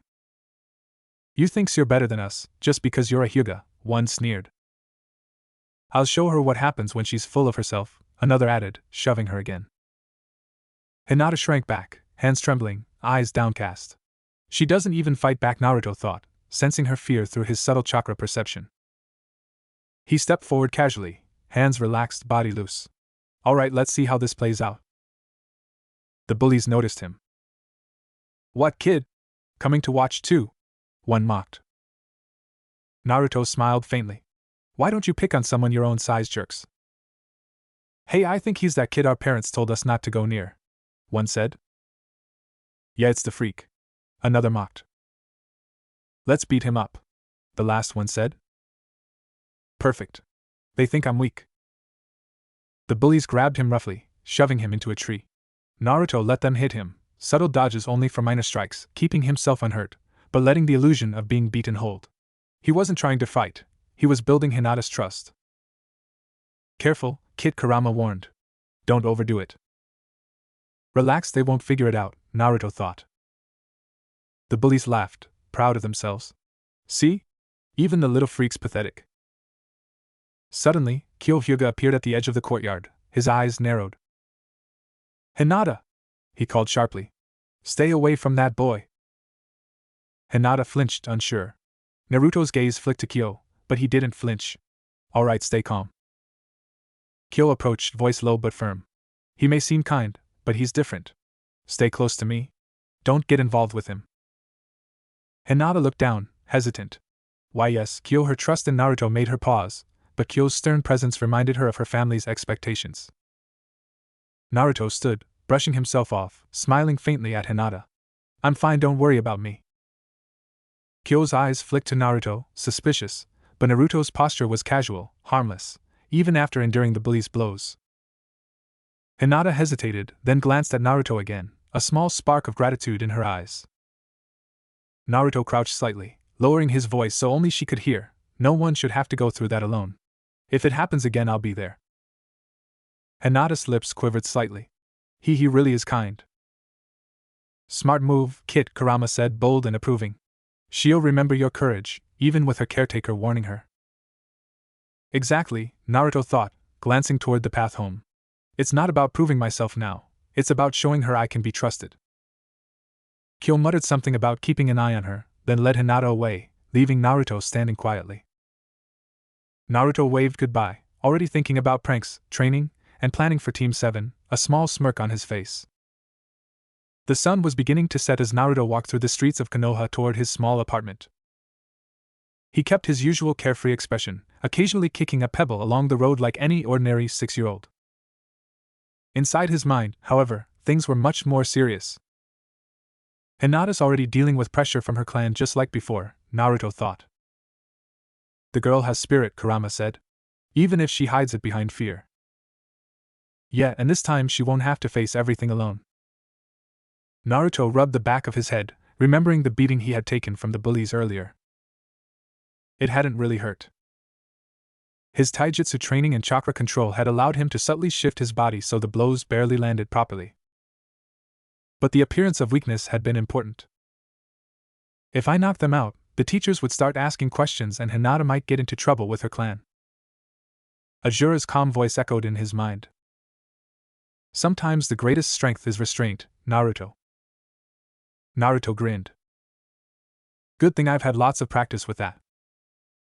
Once inside his apartment, Naruto immediately locked the door and pulled the curtains shut. The cheerful childlike expression faded, replaced by focused determination. All right, time to train. He sat cross-legged on the floor and placed several blank sheets of paper in front of him.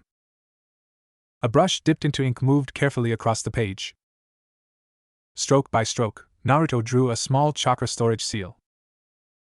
Then another. And another. Each seal required perfect lines and steady chakra flow. If even one line wavered, the entire seal could fail. Naruto activated the first seal with a tiny pulse of chakra. The paper glowed briefly before fading. Success. Your control continues to improve, Kit, Kurama said. Naruto smirked. Of course it does. Next came balance training. Naruto focused his chakra into the soles of his feet and stood. Slowly, he walked up the apartment wall. Step. Step. Step. He reached the ceiling and stood upside down, completely stable. After holding the position for several minutes, he flipped lightly back to the floor. Still easy. But that wasn't the real test. Naruto slipped quietly out the window and moved across the rooftops. His sensory ability expanded outward like a wave. He checked the streets. Checked nearby chakra signatures. Checked for A and B watchers. Good, nobody close. Within minutes, he reached a small training pond hidden near the forest. Naruto stepped onto the water. For a moment, he sank slightly. Then his chakra stabilized. Ripples spread outward as he walked calmly across the surface. Step. Step. Step. Soon he was running across the pond, water splashing lightly beneath his sandals. Excellent control, Kurama rumbled. Azura added gently. Mastery of chakra begins with balance. You are progressing well. Naruto laughed quietly. Good. Because I'll need it later. Naruto placed his hands on the ground beside the pond. Mokutan. Roots spread beneath the soil. Trees rustled softly as chakra flowed through them. From one of the trunks, a faceless wooden ninja stepped forward. Naruto's custom technique. Living forest. Another wooden figure emerged. Then another. They surrounded him silently. Naruto drew his wooden sword, formed with Mokutan. All right, he said with a grin. Let's go. The wooden figures attacked. Naruto moved. His taijutsu flowed smoothly as he dodged and countered. His sword clashed against wooden limbs while roots erupted from the ground to block and redirect attacks. He flipped backward, landing lightly on the water's surface. Then he charged again. The living forest moved perfectly with him. Every movement sharpened his taijutsu, kenjutsu, chakra control, Mokutan manipulation. After nearly an hour of training, Naruto finally stopped. The wooden figures dissolved back into the surrounding trees. Naruto sat at the edge of the pond, breathing slowly. The moon had risen high above the forest. First day at the academy. He had already met many of the people who would shape the future. Sasuke, Sakura, Shikamaru, Choji, Kiba, Shino, Ino, Hinata. Naruto leaned back, staring at the stars. Everything's starting again, but this time I know what's coming. And this time, Kurama said, you won't face it alone. Azura's voice followed softly. Your path may change the fate of this world. Naruto smiled. Yeah. Then he stood up and stretched. But tomorrow I still have to act like the dead last. He laughed quietly. Man pretending to be bad at being a ninja might be the hardest training of all. With that, Naruto vanished into the trees, heading back to his apartment. Tomorrow would bring another day at the academy. And Naruto Uzumaki, reincarnated shinobi, hidden prodigy, and future hero of Konoha, was only just getting started. The next morning the Ninja Academy was already buzzing with energy. Children ran through the halls laughing, talking, and comparing school supplies. Some practiced clumsy hand signs while others bragged about their clan techniques they barely understood. Naruto walked into the classroom with his usual relaxed grin. Alright, step 2. Make friends. But not with everyone. Inside his mind, Kurama stirred. You're planning something again, aren't you, kid? Naruto smirked slightly. Of course. Shikamaru, Choji, and Kiba will all be important later. Azura's calm voice followed. Choose your allies wisely. The bonds you form now may shape the future. Naruto scanned the room. Sasuke sat near the window, arms folded, completely ignoring the noise around him. But the girls were another story. Sakura Haruno leaned forward on her desk, staring at Sasuke with sparkling eyes.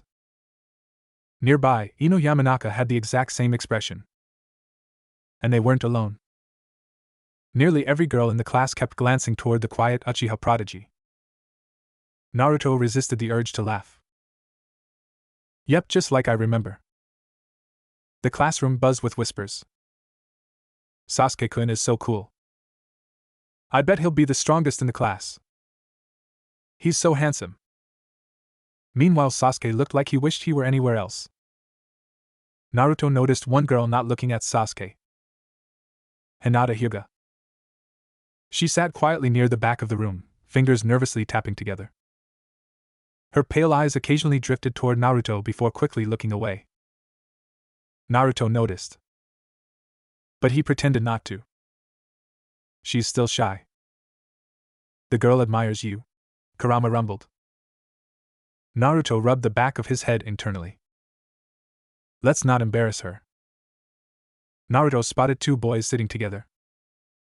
Shikamaru Nara was leaning back in his chair, staring at the ceiling with a bored expression. Choji Akimichi sat beside him happily munching on chips. Naruto walked over casually. Hey. Shikamaru glanced down lazily. What? Naruto grinned. You two want to hang out during lunch? Shikamaru sighed dramatically.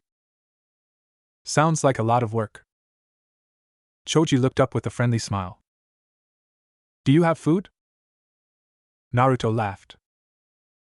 Not yet, but we could get some. Choji nodded immediately. Okay. Shikamaru shrugged. Troublesome but fine. Naruto mentally checked off the first step. Perfect. Just then a loud voice interrupted them. Hey, you're that kid from yesterday. Naruto turned. Kiba Inuzuka stood there with a small white puppy perched on his head. Akamaru sniffed the air curiously. Kiba grinned. You smell weird. Naruto raised an eyebrow. Thanks? Kiba crossed his arms confidently. I bet I'm faster than you. Naruto pretended to think about it. Maybe. Inside his mind he chuckled. If only you knew. Kiba grinned wider. Let's race at lunch. Shikamaru groaned. Why are you people so energetic? Choji kept eating. Naruto laughed. Alright, sure. From across the room, Hinata watched quietly. Naruto talking with the others made her smile slightly. He's making friends. Her fingers pressed together nervously. She remembered yesterday. How Naruto had stood in front of those bullies without hesitation. Even though he got hurt. Even though he could have walked away. Her cheeks turned pink. He's very kind. Naruto leaned back in his chair as the teacher continued the lesson. He had already accomplished several goals. Befriend Shikamaru. Befriend Choji. Befriend Kiba. Stay off Sasuke's radar. Avoid drawing attention from teachers. All while acting like a normal kid. Inside his mind, Kurama chuckled. You're already building your little army. Naruto smirked. They're not an army. They're friends. Azura spoke softly. And true friends may become the greatest strength of all. Naruto stretched lazily. The second day of the academy had only just begun. But already, small bonds were forming. Bonds that, years later, would help shape the fate of the entire shinobi world. Lunch break at the academy was loud and chaotic. Children filled the courtyard, some eating, some playing games, others practicing sloppy hand signs they had only just learned. Naruto sat on the grass with Shikamaru and Choji, finishing a rice ball he had picked up from a nearby stall. Choji happily munched through a large bag of chips beside him. Shikamaru lay on his back, staring at the clouds. This is nice, Choji said. Shikamaru sighed. Yeah, until someone ruins it. Right on cue, a loud voice shouted across the courtyard. Hey Naruto! Naruto grinned before even turning around. Right on time. Kiba Inuzuka ran toward them, Akamaru bouncing on his head. You ready for that race? Kiba demanded. Naruto shrugged casually. Sure. Choji looked excited. Oh, a race. Shikamaru groaned. Why do people enjoy exhausting themselves? Several kids gathered around as Kiba pointed toward 2 trees across the courtyard. We run from here to those trees and back, he said confidently. First one back wins. Akamaru barked enthusiastically. Naruto stretched his arms. Alright, hold back a lot. Inside his mind, Kurama snorted. You're seriously pretending this is difficult? Of course. If I win too easily, people start asking questions. Azura spoke calmly. Balance your strength carefully. Naruto nodded slightly. Ready! Kiba shouted. Several students leaned forward in excitement. Go! Kiba exploded forward immediately. He was fast for his age, sprinting across the yard with impressive speed. Naruto followed behind him, but only slightly slower. Inside his mind, Naruto was calculating everything. Kiba's stride-length breathing pace. Okay, he's pushing too hard early. They reached the trees. Kiba turned quickly and dashed back. Naruto followed, deliberately keeping his speed just a little lower. The finish line approached. Kiba lunged forward and crossed it first. I win! He shouted proudly. Naruto jogged across the line moments later, pretending to be out of breath. Man, you're fast, Naruto said. Kiba puffed out his chest. Of course I am. Akamaru barked happily. Choji clapped. That was awesome. But Shikamaru wasn't clapping. He was watching. Closely. Shikamaru scratched his head thoughtfully. Hey Naruto. Naruto looked over. Yeah? Shikamaru tilted his head slightly. You didn't try very hard. Naruto blinked. Huh? Kiba immediately protested. Yeah, he did. I'm just faster. Shikamaru ignored him. His eyes stayed on Naruto. You never breathe hard. Naruto shrugged. I guess I'm just not very good at running. Shikamaru continued watching him. His mind quietly pieced together the details. Naruto kept perfect balance while turning. His breathing stayed steady. His pace never actually broke rhythm. Strange. But after a moment, Shikamaru sighed and laid back down in the grass. Whatever too troublesome to think about. Naruto hid a small smile. Sharp as ever. Inside his mind, Kurama chuckled. That lazy one might be a problem for you someday. Naruto laughed internally. Or a great ally. From the edge of the courtyard, Hinata watched the race quietly. She clutched her lunch nervously. To everyone else, it looked like Kiba had easily beaten Naruto. But with the Byakugan, she had seen something different. Naruto's chakra flow had remained perfectly steady. His movements had been controlled. Almost deliberate. Hinata blinked softly. He held back. Her cheeks turned pink again. He's amazing. But she said nothing. Kiba crossed his arms proudly. Guess you can't beat me. Naruto rubbed the back of his head. Yeah, you win. Choji smiled. Maybe we should do it again sometime. Shikamaru waved a lazy hand. Please don't. Naruto laughed. For now, everything was going exactly how he wanted. He had built friendships, stayed under the radar, avoided showing his real abilities. But he also noticed something important. Shikamaru had almost figured him out. Inside his mind, Azura spoke quietly. Some people will see more than you expect. Naruto smiled. That's okay. Those kinds of people are worth keeping around. High above the village, inside the Hokage's office, the afternoon sun streamed through the large windows overlooking Konoha. Hiruzen Sarutobi sat behind his desk, a pipe resting quietly in his hand. In front of him floated a crystal ball, its surface swirling with chakra. Within its depths, the image of the academy courtyard appeared clearly. Children laughed and shouted as they ran across the grass. Hiruzen watched quietly. His gaze soon settled on a familiar blonde-haired boy. Naruto Uzumaki. The boy had just finished a race with Kiba Inuzuka, while Choji Akimichi clapped enthusiastically and Shikamaru Nara laid lazily in the grass nearby. Naruto scratched the back of his head sheepishly as Kiba celebrated his victory. Hiruzen smiled softly. So he's finally making friends. He leaned back in his chair, watching as the boys continued talking and laughing together. For a moment, the old Hokage simply enjoyed the peaceful sight. After everything Naruto had endured growing up alone, seeing him surrounded by classmates felt like a small victory. Hiruzen exhaled slowly from his pipe. You would be proud of him, he murmured quietly. His eyes softened. Minato Kushina. The crystal ball continued to show Naruto laughing with the other boys.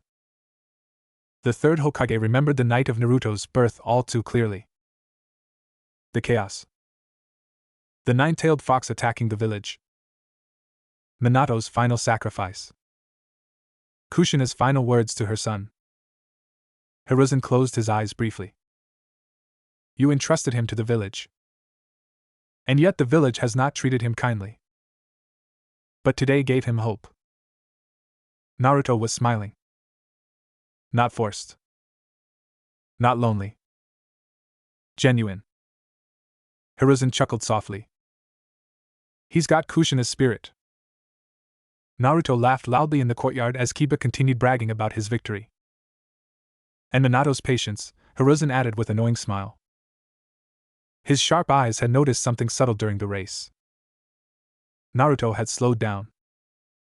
Just slightly. Almost intentionally. Hiruzen tapped his pipe thoughtfully. The old Hokage leaned forward, studying the crystal ball more closely. Perhaps there is more to you than you let others see, Naruto. Still, he did not press the thought further. After all, Naruto was only 6 years old. For now, Hiruzen was simply glad the boy was no longer completely alone. He waved his hand gently. The chakra within the crystal ball faded, the image dissolving into mist. The office fell quiet again. Hiruzen looked out over the rooftops of Konoha. You're doing well, Naruto. His voice was warm. Just keep walking forward. A faint smile crossed the old Hokage's face. Your parents believed in you. And so do I. Evening settled quietly over Konohagakure. The sky had turned deep orange as the sun dipped behind the distant forest. A cool breeze rustled the trees surrounding the Nara clan compound, where deer wandered peacefully through the grassy fields. Inside the main house, the soft click of wooden pieces echoed across a low table. A shogi board sat between two players. One was a tall man with tied-back dark hair and sharp, calculating eyes. Shikaku Nara, head of the Nara clan and one of the most brilliant strategists in the village. Across from him sat his son, Shikamaru Nara. Shikamaru sighed as he lazily moved a piece. Shogi is such a drag. Shikaku smirked and immediately captured the piece. Yet you keep playing. Shikamaru groaned. You only play because you keep winning. True, Shikaku replied casually. Another quiet click filled the room as Shikaku moved his bishop. The board was beginning to lean heavily in his favor. Shikamaru leaned back and stared at the ceiling. Dad, can I ask you something? Shikaku didn't look up. You already did. Shikamaru rolled his eyes. You know what I mean. Shikaku chuckled. All right. What's on your mind? Shikamaru hesitated. Then he moved another piece. I think someone in my class is pretending to be worse than they actually are. That got Shikaku's attention. His eyebrow lifted slightly. Oh?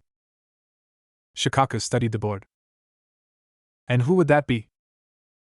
Shikamaru scratched the back of his head. Naruto Uzumaki. Shikaka's hand paused over the board for just a moment before placing his next move. Interesting choice. Shikamaru sighed. I know it sounds weird. Shikaka leaned back slightly. Explain. Shikamaru stared at the board. We had a race today at the academy.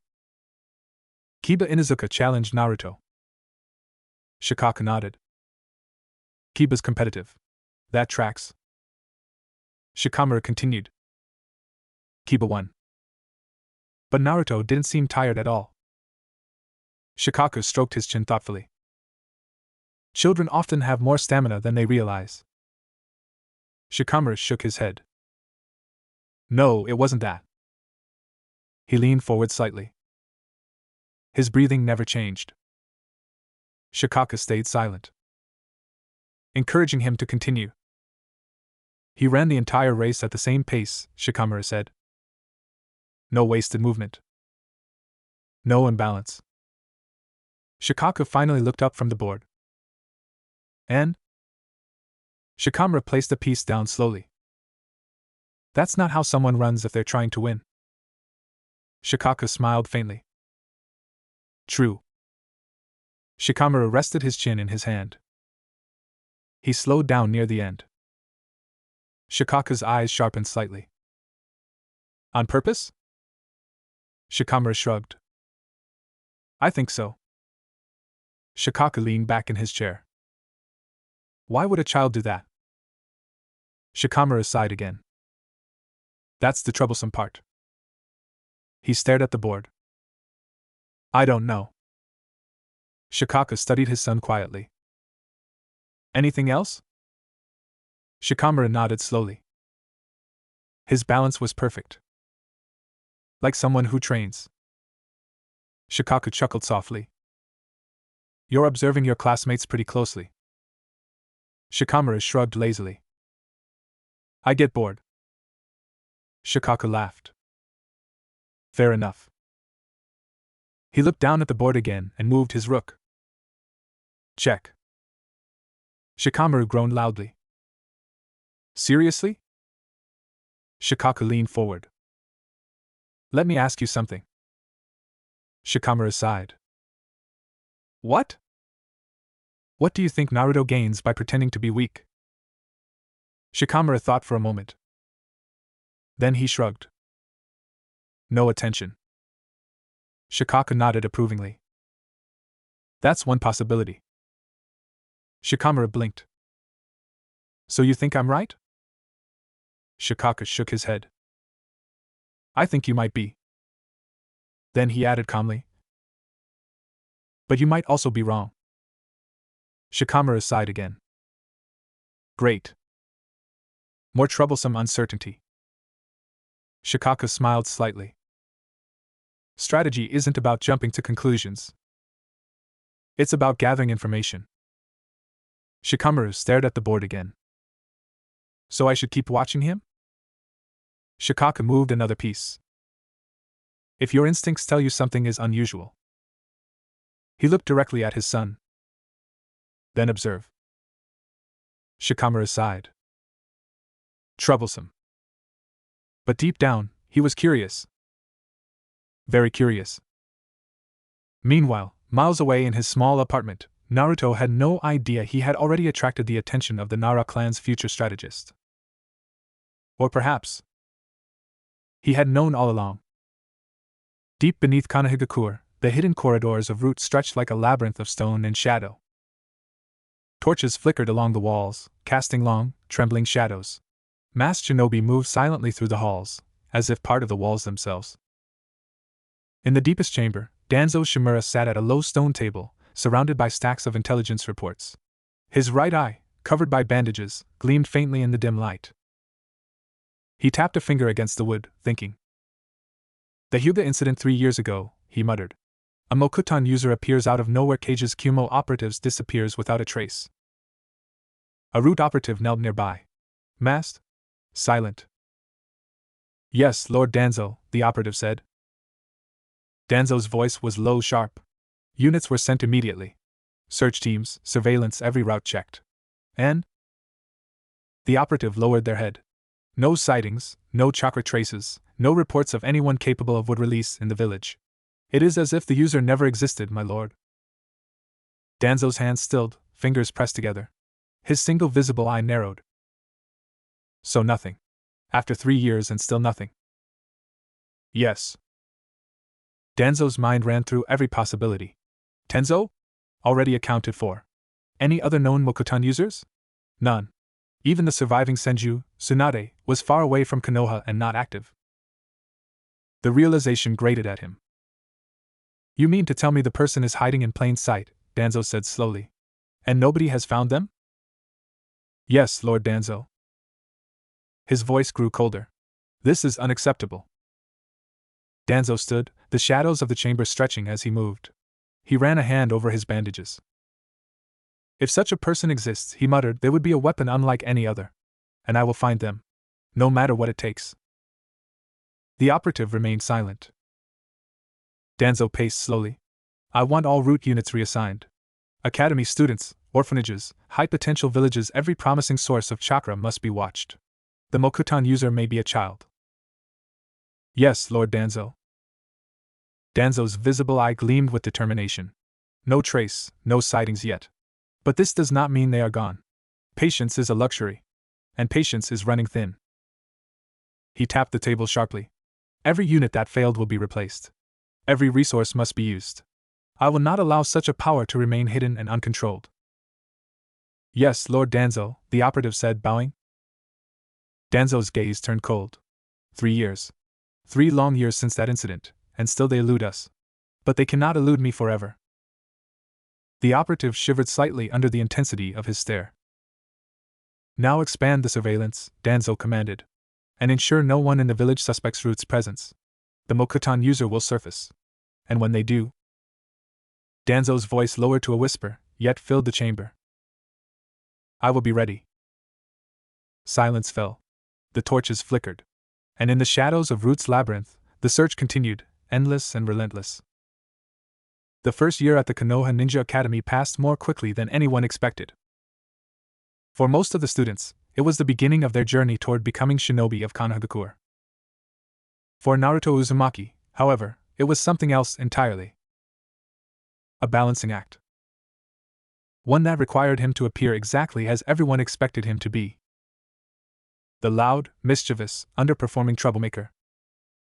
And nothing more. The first months were simple. Very simple. Their instructors began with basic academic lessons. Mathematics. History. Village law. Most of the students groaned whenever the lessons turned to numbers. But Naruto sat quietly at his desk, pretending to struggle, while secretly finishing the work almost instantly. This is easier than elementary school back on Earth.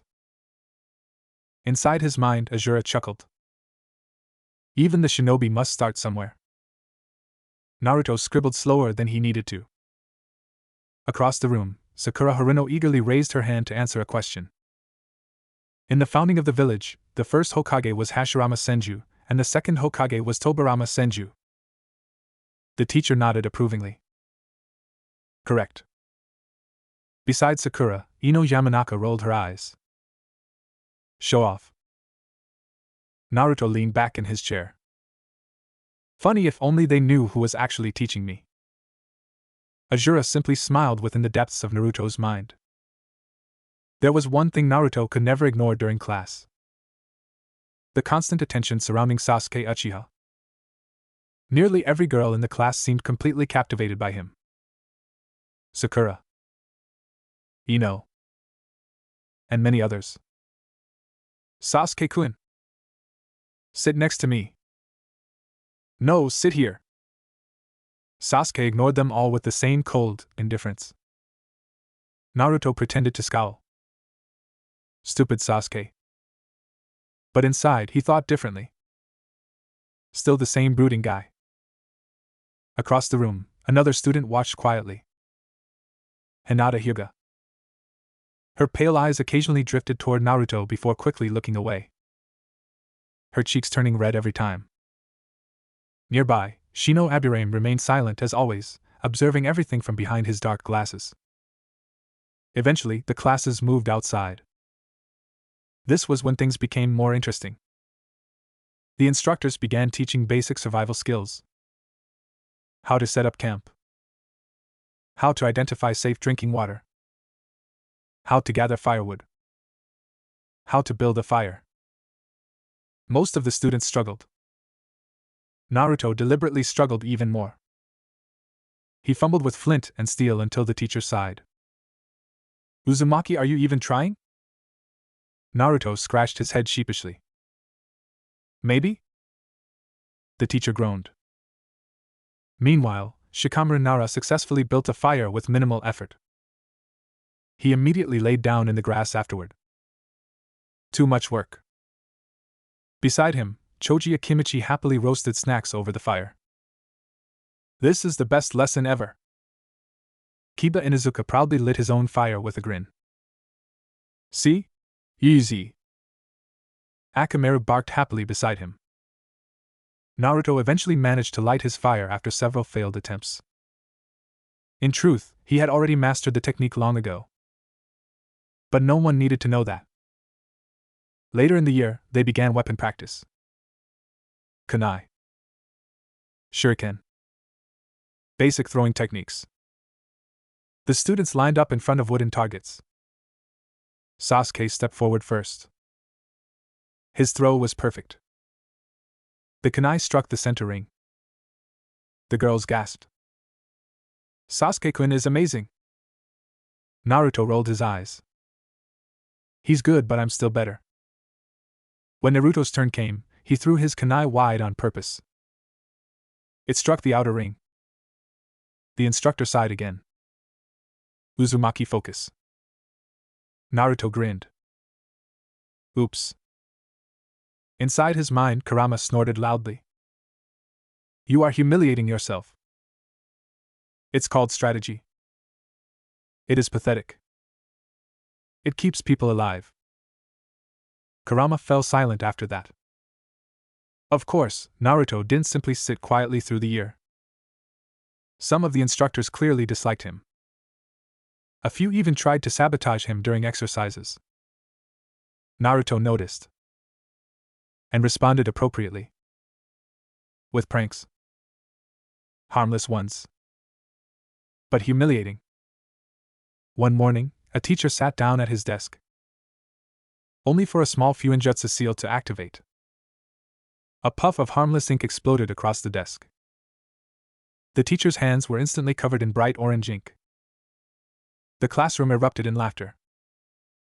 Naruto quickly looked shocked. I didn't do it. Shikamaru lazily watched from his seat. Troublesome. Another time, a chalkboard seal caused the entire lesson plan to flip upside down. Literally. The chalkboard rotated slowly until the writing appeared completely inverted. The teacher stared in disbelief. Naruto struggled not to laugh. Sometimes, however, Naruto and his friends had better ideas than sitting in class. On quiet afternoons, 4 boys would quietly slip away from the academy grounds. Naruto, Kiba, Choji, Shikamaru. They would run across the village until reaching a small park. There they would spend the afternoon doing far more enjoyable things. Climbing trees. Throwing rocks into the pond. Playing ninja games. Choji eating snacks. Lots of snacks. Shikamaru laying in the grass watching the clouds. Kiba racing Naruto again and again. I'm still faster than you. Naruto laughed. Keep dreaming. Inside his mind, Kurama grumbled. You skip your training to play? Naruto grinned. This is training. Social training. Azura chuckled softly. Even bonds are a form of strength. Naruto agreed. Because he knew something none of them did. These boys would one day become some of the most important allies of his life. Not everyone in the class ignored Naruto. Hinata often watched him quietly. She saw how he made others laugh. How he never stayed down after being scolded. How he stood up to bullies. Even when he got into trouble. Her admiration slowly grew. But she still couldn't gather the courage to speak to him much. Every time she tried, she froze. By the time winter arrived again, the first year was nearly over. The students had learned basic mathematics, village history, camping and survival, weapon throwing, team exercises, and discipline. Naruto had also learned something else. How to maintain the perfect mask.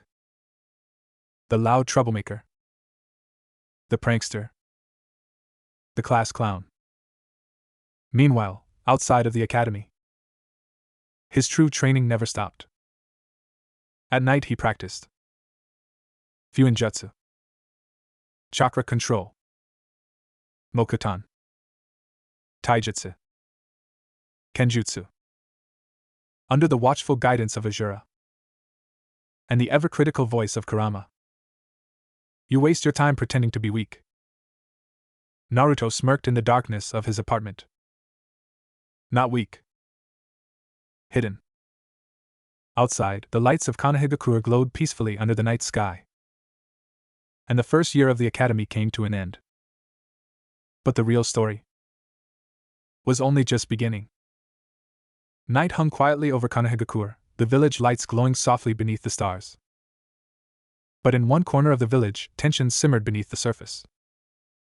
Inside the Uchiha clan compound, whispers had grown louder over the past months. Meetings. Private discussions. Anger that had been building for years.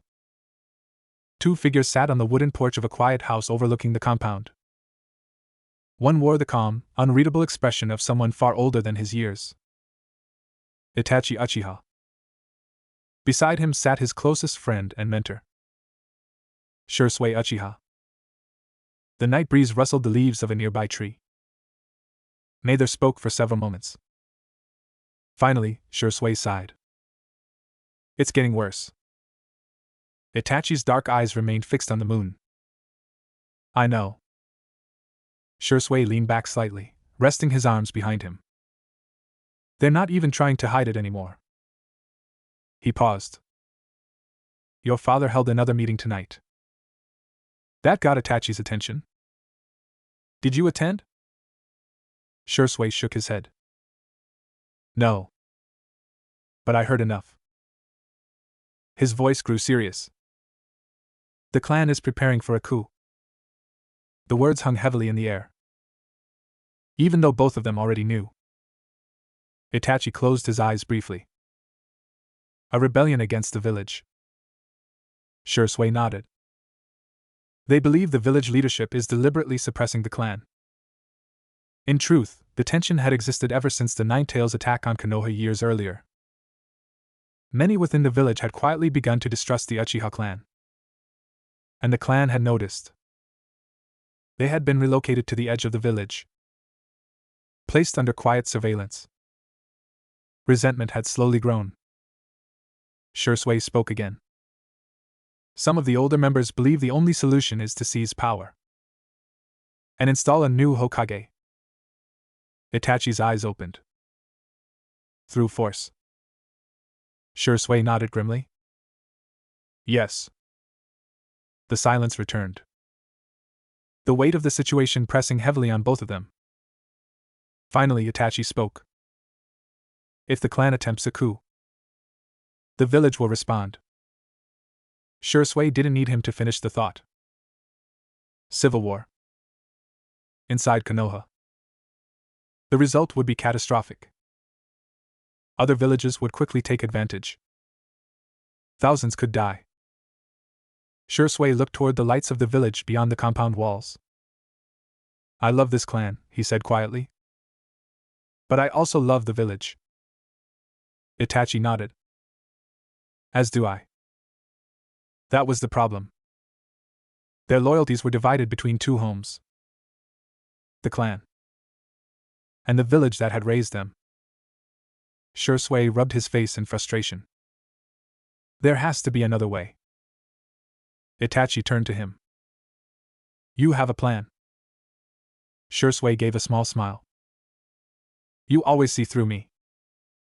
He leaned forward slightly. My Mangekyo ability Kodo Amatsukami. Itachi's eyes widened slightly. The legendary Genjutsu. A technique capable of subtly altering a person's thoughts without them realizing it. You intend to use it on. Shursui finished the sentence. Fugaku Uchiha. Itachi fell silent. Fugaku. The head of the clan. And Itachi's father. If Fugaku abandons the coup, Itachi said slowly, the rest of the clan will follow. Shursui nodded. That's the hope. Itachi stared at the ground. The plan was risky, but it might prevent bloodshed. Finally, Itachi spoke. When will you do it? Shursui stood. Soon. His expression turned determined. Before the clan makes their move. He looked down at Itachi. We can still stop this. For the first time that night, hope flickered between them. Itachi rose to his feet as well. Yes. But deep within his heart, a quiet fear remained. Because the shadows surrounding the Uchiha clan were already moving. And somewhere within the village, others were watching. Waiting. Night had deepened over Kanehigakure, but the lights of the Hokage residence still burned brightly.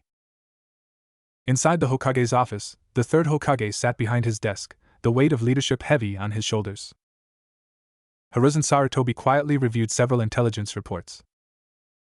Reports about the Uchiha clan. Reports that had grown increasingly troubling. A soft knock interrupted his thoughts. Enter. The door slid open slowly. Standing in the doorway was a young ANBU operative wearing a porcelain mask. But Hiruzen already knew who it was. Come in, Itachi.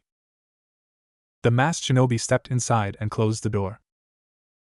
Itachi Uchiha removed his ANBU mask and bowed respectfully. Lord Hokage. Hiruzen studied the young prodigy carefully. Despite his age, Itachi carried himself with the calm composure of a seasoned shinobi. But tonight, something weighed heavily on him. Hiruzen could see it. I assume you would not come this late unless it was important, Hiruzen said. Itachi lifted his gaze. It concerns the clan. Hiruzen's expression hardened slightly. I feared as much. The door behind Itachi slid open again. Two more figures entered the room. The village elders. Koharu Udatane and Hamura Midokado. They had been summoned earlier once word arrived that Itachi requested an urgent meeting. Koharu folded her arms. Well, Itachi? Hamura spoke next. What information do you have? Itachi remained calm. But his voice carried quiet urgency. The clan is preparing for a coup. The room fell silent. Hiruzen closed his eyes briefly. He had suspected as much. But hearing it confirmed made the reality far heavier. Koharu frowned. This confirms the intelligence reports. Hamura's expression grew stern. A rebellion cannot be tolerated. Hiruzen raised a hand gently. Let him continue. Itachi nodded. There may still be a way to stop it. This caught their attention. Hiruzen leaned forward. Explain. Itachi spoke carefully. My friend and fellow clan member, Shursui Uchiha, possesses a Mangekyo Sharingan ability. Koharu narrowed her eyes. Go on. It is a genjutsu known as Kodo Amatsukami. Hamura stiffened slightly. A genjutsu that powerful? Itachi nodded. It allows the user to subtly alter another person's thoughts without them realizing they were influenced. Hiruzen immediately understood the implication. You intend to use it on. Itachi finished the sentence. Fugaku Uchiha. The name of the clan had hung heavily in the air. Koharu crossed her arms. If Fugaku abandons the coup, the rest of the clan may follow, Hamiura finished. Hiruzen stroked his beard thoughtfully. It would prevent bloodshed. Itachi nodded. That is our hope. For several long moments, no one spoke. Finally, Koharu broke the silence. It is risky. Hamiura agreed. But it may be our only peaceful option. Hiruzen slowly nodded. If Shursui's technique works, the crisis could end before it begins. He looked directly at Itachi. Does Shursui intend to act soon? Yes, Itachi answered. Before the clan begins its final preparations. Hiruzen exhaled slowly. Very well. He folded his hands together. You have my approval. Relief flickered briefly in Itachi's eyes. But Koharu spoke again. You should inform Danzo Shimura. The room grew slightly colder at the mention of the root leader. Hiruzen's brow furrowed. That may complicate matters. Hamiura nodded slowly. Perhaps. But Danzo must be aware of such developments. Hiruzen remained silent for a moment. Finally, he sighed. Very well. His eyes returned to Itachi. Proceed with Shursui's plan. If this can prevent a civil war, it must be attempted. Itachi bowed deeply. Yes, Lord Hokage. But as he turned to leave the room, none of them realized something important. By morning, everything would change. Because somewhere else in the village, another man had already begun to move his pieces. And unlike the Hokage, Danzo Shimura did not believe in peaceful solutions. Night settled heavily over Konohagakure. The moon reflected across the quiet waters of the Naka River, its silver light illuminating the trees that lined the banks. Standing alone on a large branch overlooking the water was Shursui Uchiha. His dark cloak stirred gently in the wind. His thoughts were focused. Tomorrow he would act. Using his Mangekyo Sharingan ability, Kodo Amatsukami, he would influence Fugaku Uchiha, steering the clan away from rebellion. If it worked, the coup would collapse before it even began. No bloodshed. No civil war. Shursui exhaled slowly. For the village and the clan. A quiet rustle broke the silence. Shursui's eyes sharpened instantly. He turned. Several masked shinobi appeared among the trees. Their movements were silent. Disciplined. Emotionless. Members of Root. Shursui's expression darkened. So you finally decided to show yourselves? From the shadows behind them, a figure stepped forward. An older man with bandages covering his right eye and arm. Danzo Shimura.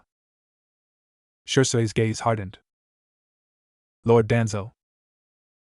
Danzo studied him carefully. I had hoped you would cooperate. Shursui remained calm. Cooperate with what? Danzo's visible eye gleamed.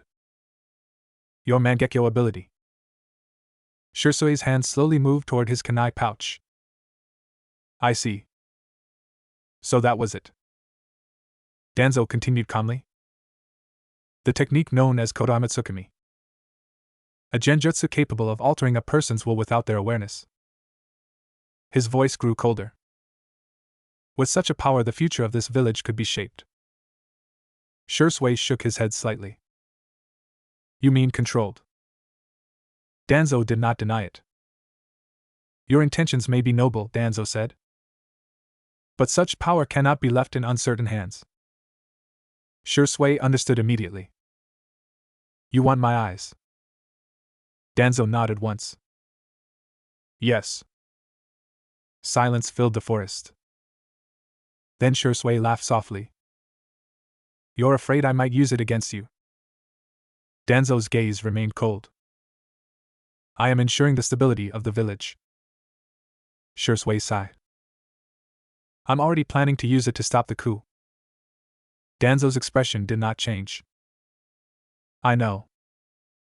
Shui blinked. You know? Danzo's voice was calm. Itachi informed the Hokage and the elders. Shui felt a brief flicker of surprise. So the plan was approved. Danzo's visible eye narrowed. The Hokage is too soft. The village's future should not rely on a single Uchiha's goodwill. Shui's patience ended. I'm not giving you my eyes. Danzo raised his hand. The root shinobi moved instantly. They attacked. Shui vanished from the branch in a blur. Kunai clashed in the moonlight. Shui moved like a phantom through the trees, striking with incredible speed. 2 root agents fell immediately. A third was disarmed before he could react. But there were too many. Shui leapt backward, forming hand signs. His Sharingan spun. For a moment, the battlefield froze under the pressure of his chakra. But Danzo had been waiting for that moment. He appeared behind Shui. Fast. Too fast. Before Shui could fully react, Danzo's hand struck. Pain exploded across Shui's face. Blood splattered across the forest floor. Danzo stepped back calmly. In his hand, he held Shui's right Mangekyo Sharingan. Shui staggered, clutching his face as blood streamed between his fingers. His right eye was gone. Danzo examined the eye briefly before sealing it away. A powerful ability. Shui's remaining eye glared at him. You bastard. Danzo ignored the insult. You still possess one eye. But your usefulness has diminished. Shui realized something terrifying. Danzo had not killed him. Because one Mangekyo remained. Shui gritted his teeth. I can't let him have the other one. Without another word, Shui vanished using the body flicker technique. The root agents moved to pursue. But Danzo raised a hand. Stop. They froze. One agent knelt. Should we not pursue him, Lord Danzo? Danzo shook his head slowly. No. He looked toward the distant village lights. He will go to Itachi. His eye narrowed slightly. And that will serve our purposes. The forest fell silent once more. Far away, a wounded Shui raced across the rooftops of Konoha. Blood trailing behind him. His mind focused on only one destination. Itachi Uchiha. Because now, everything depended on him.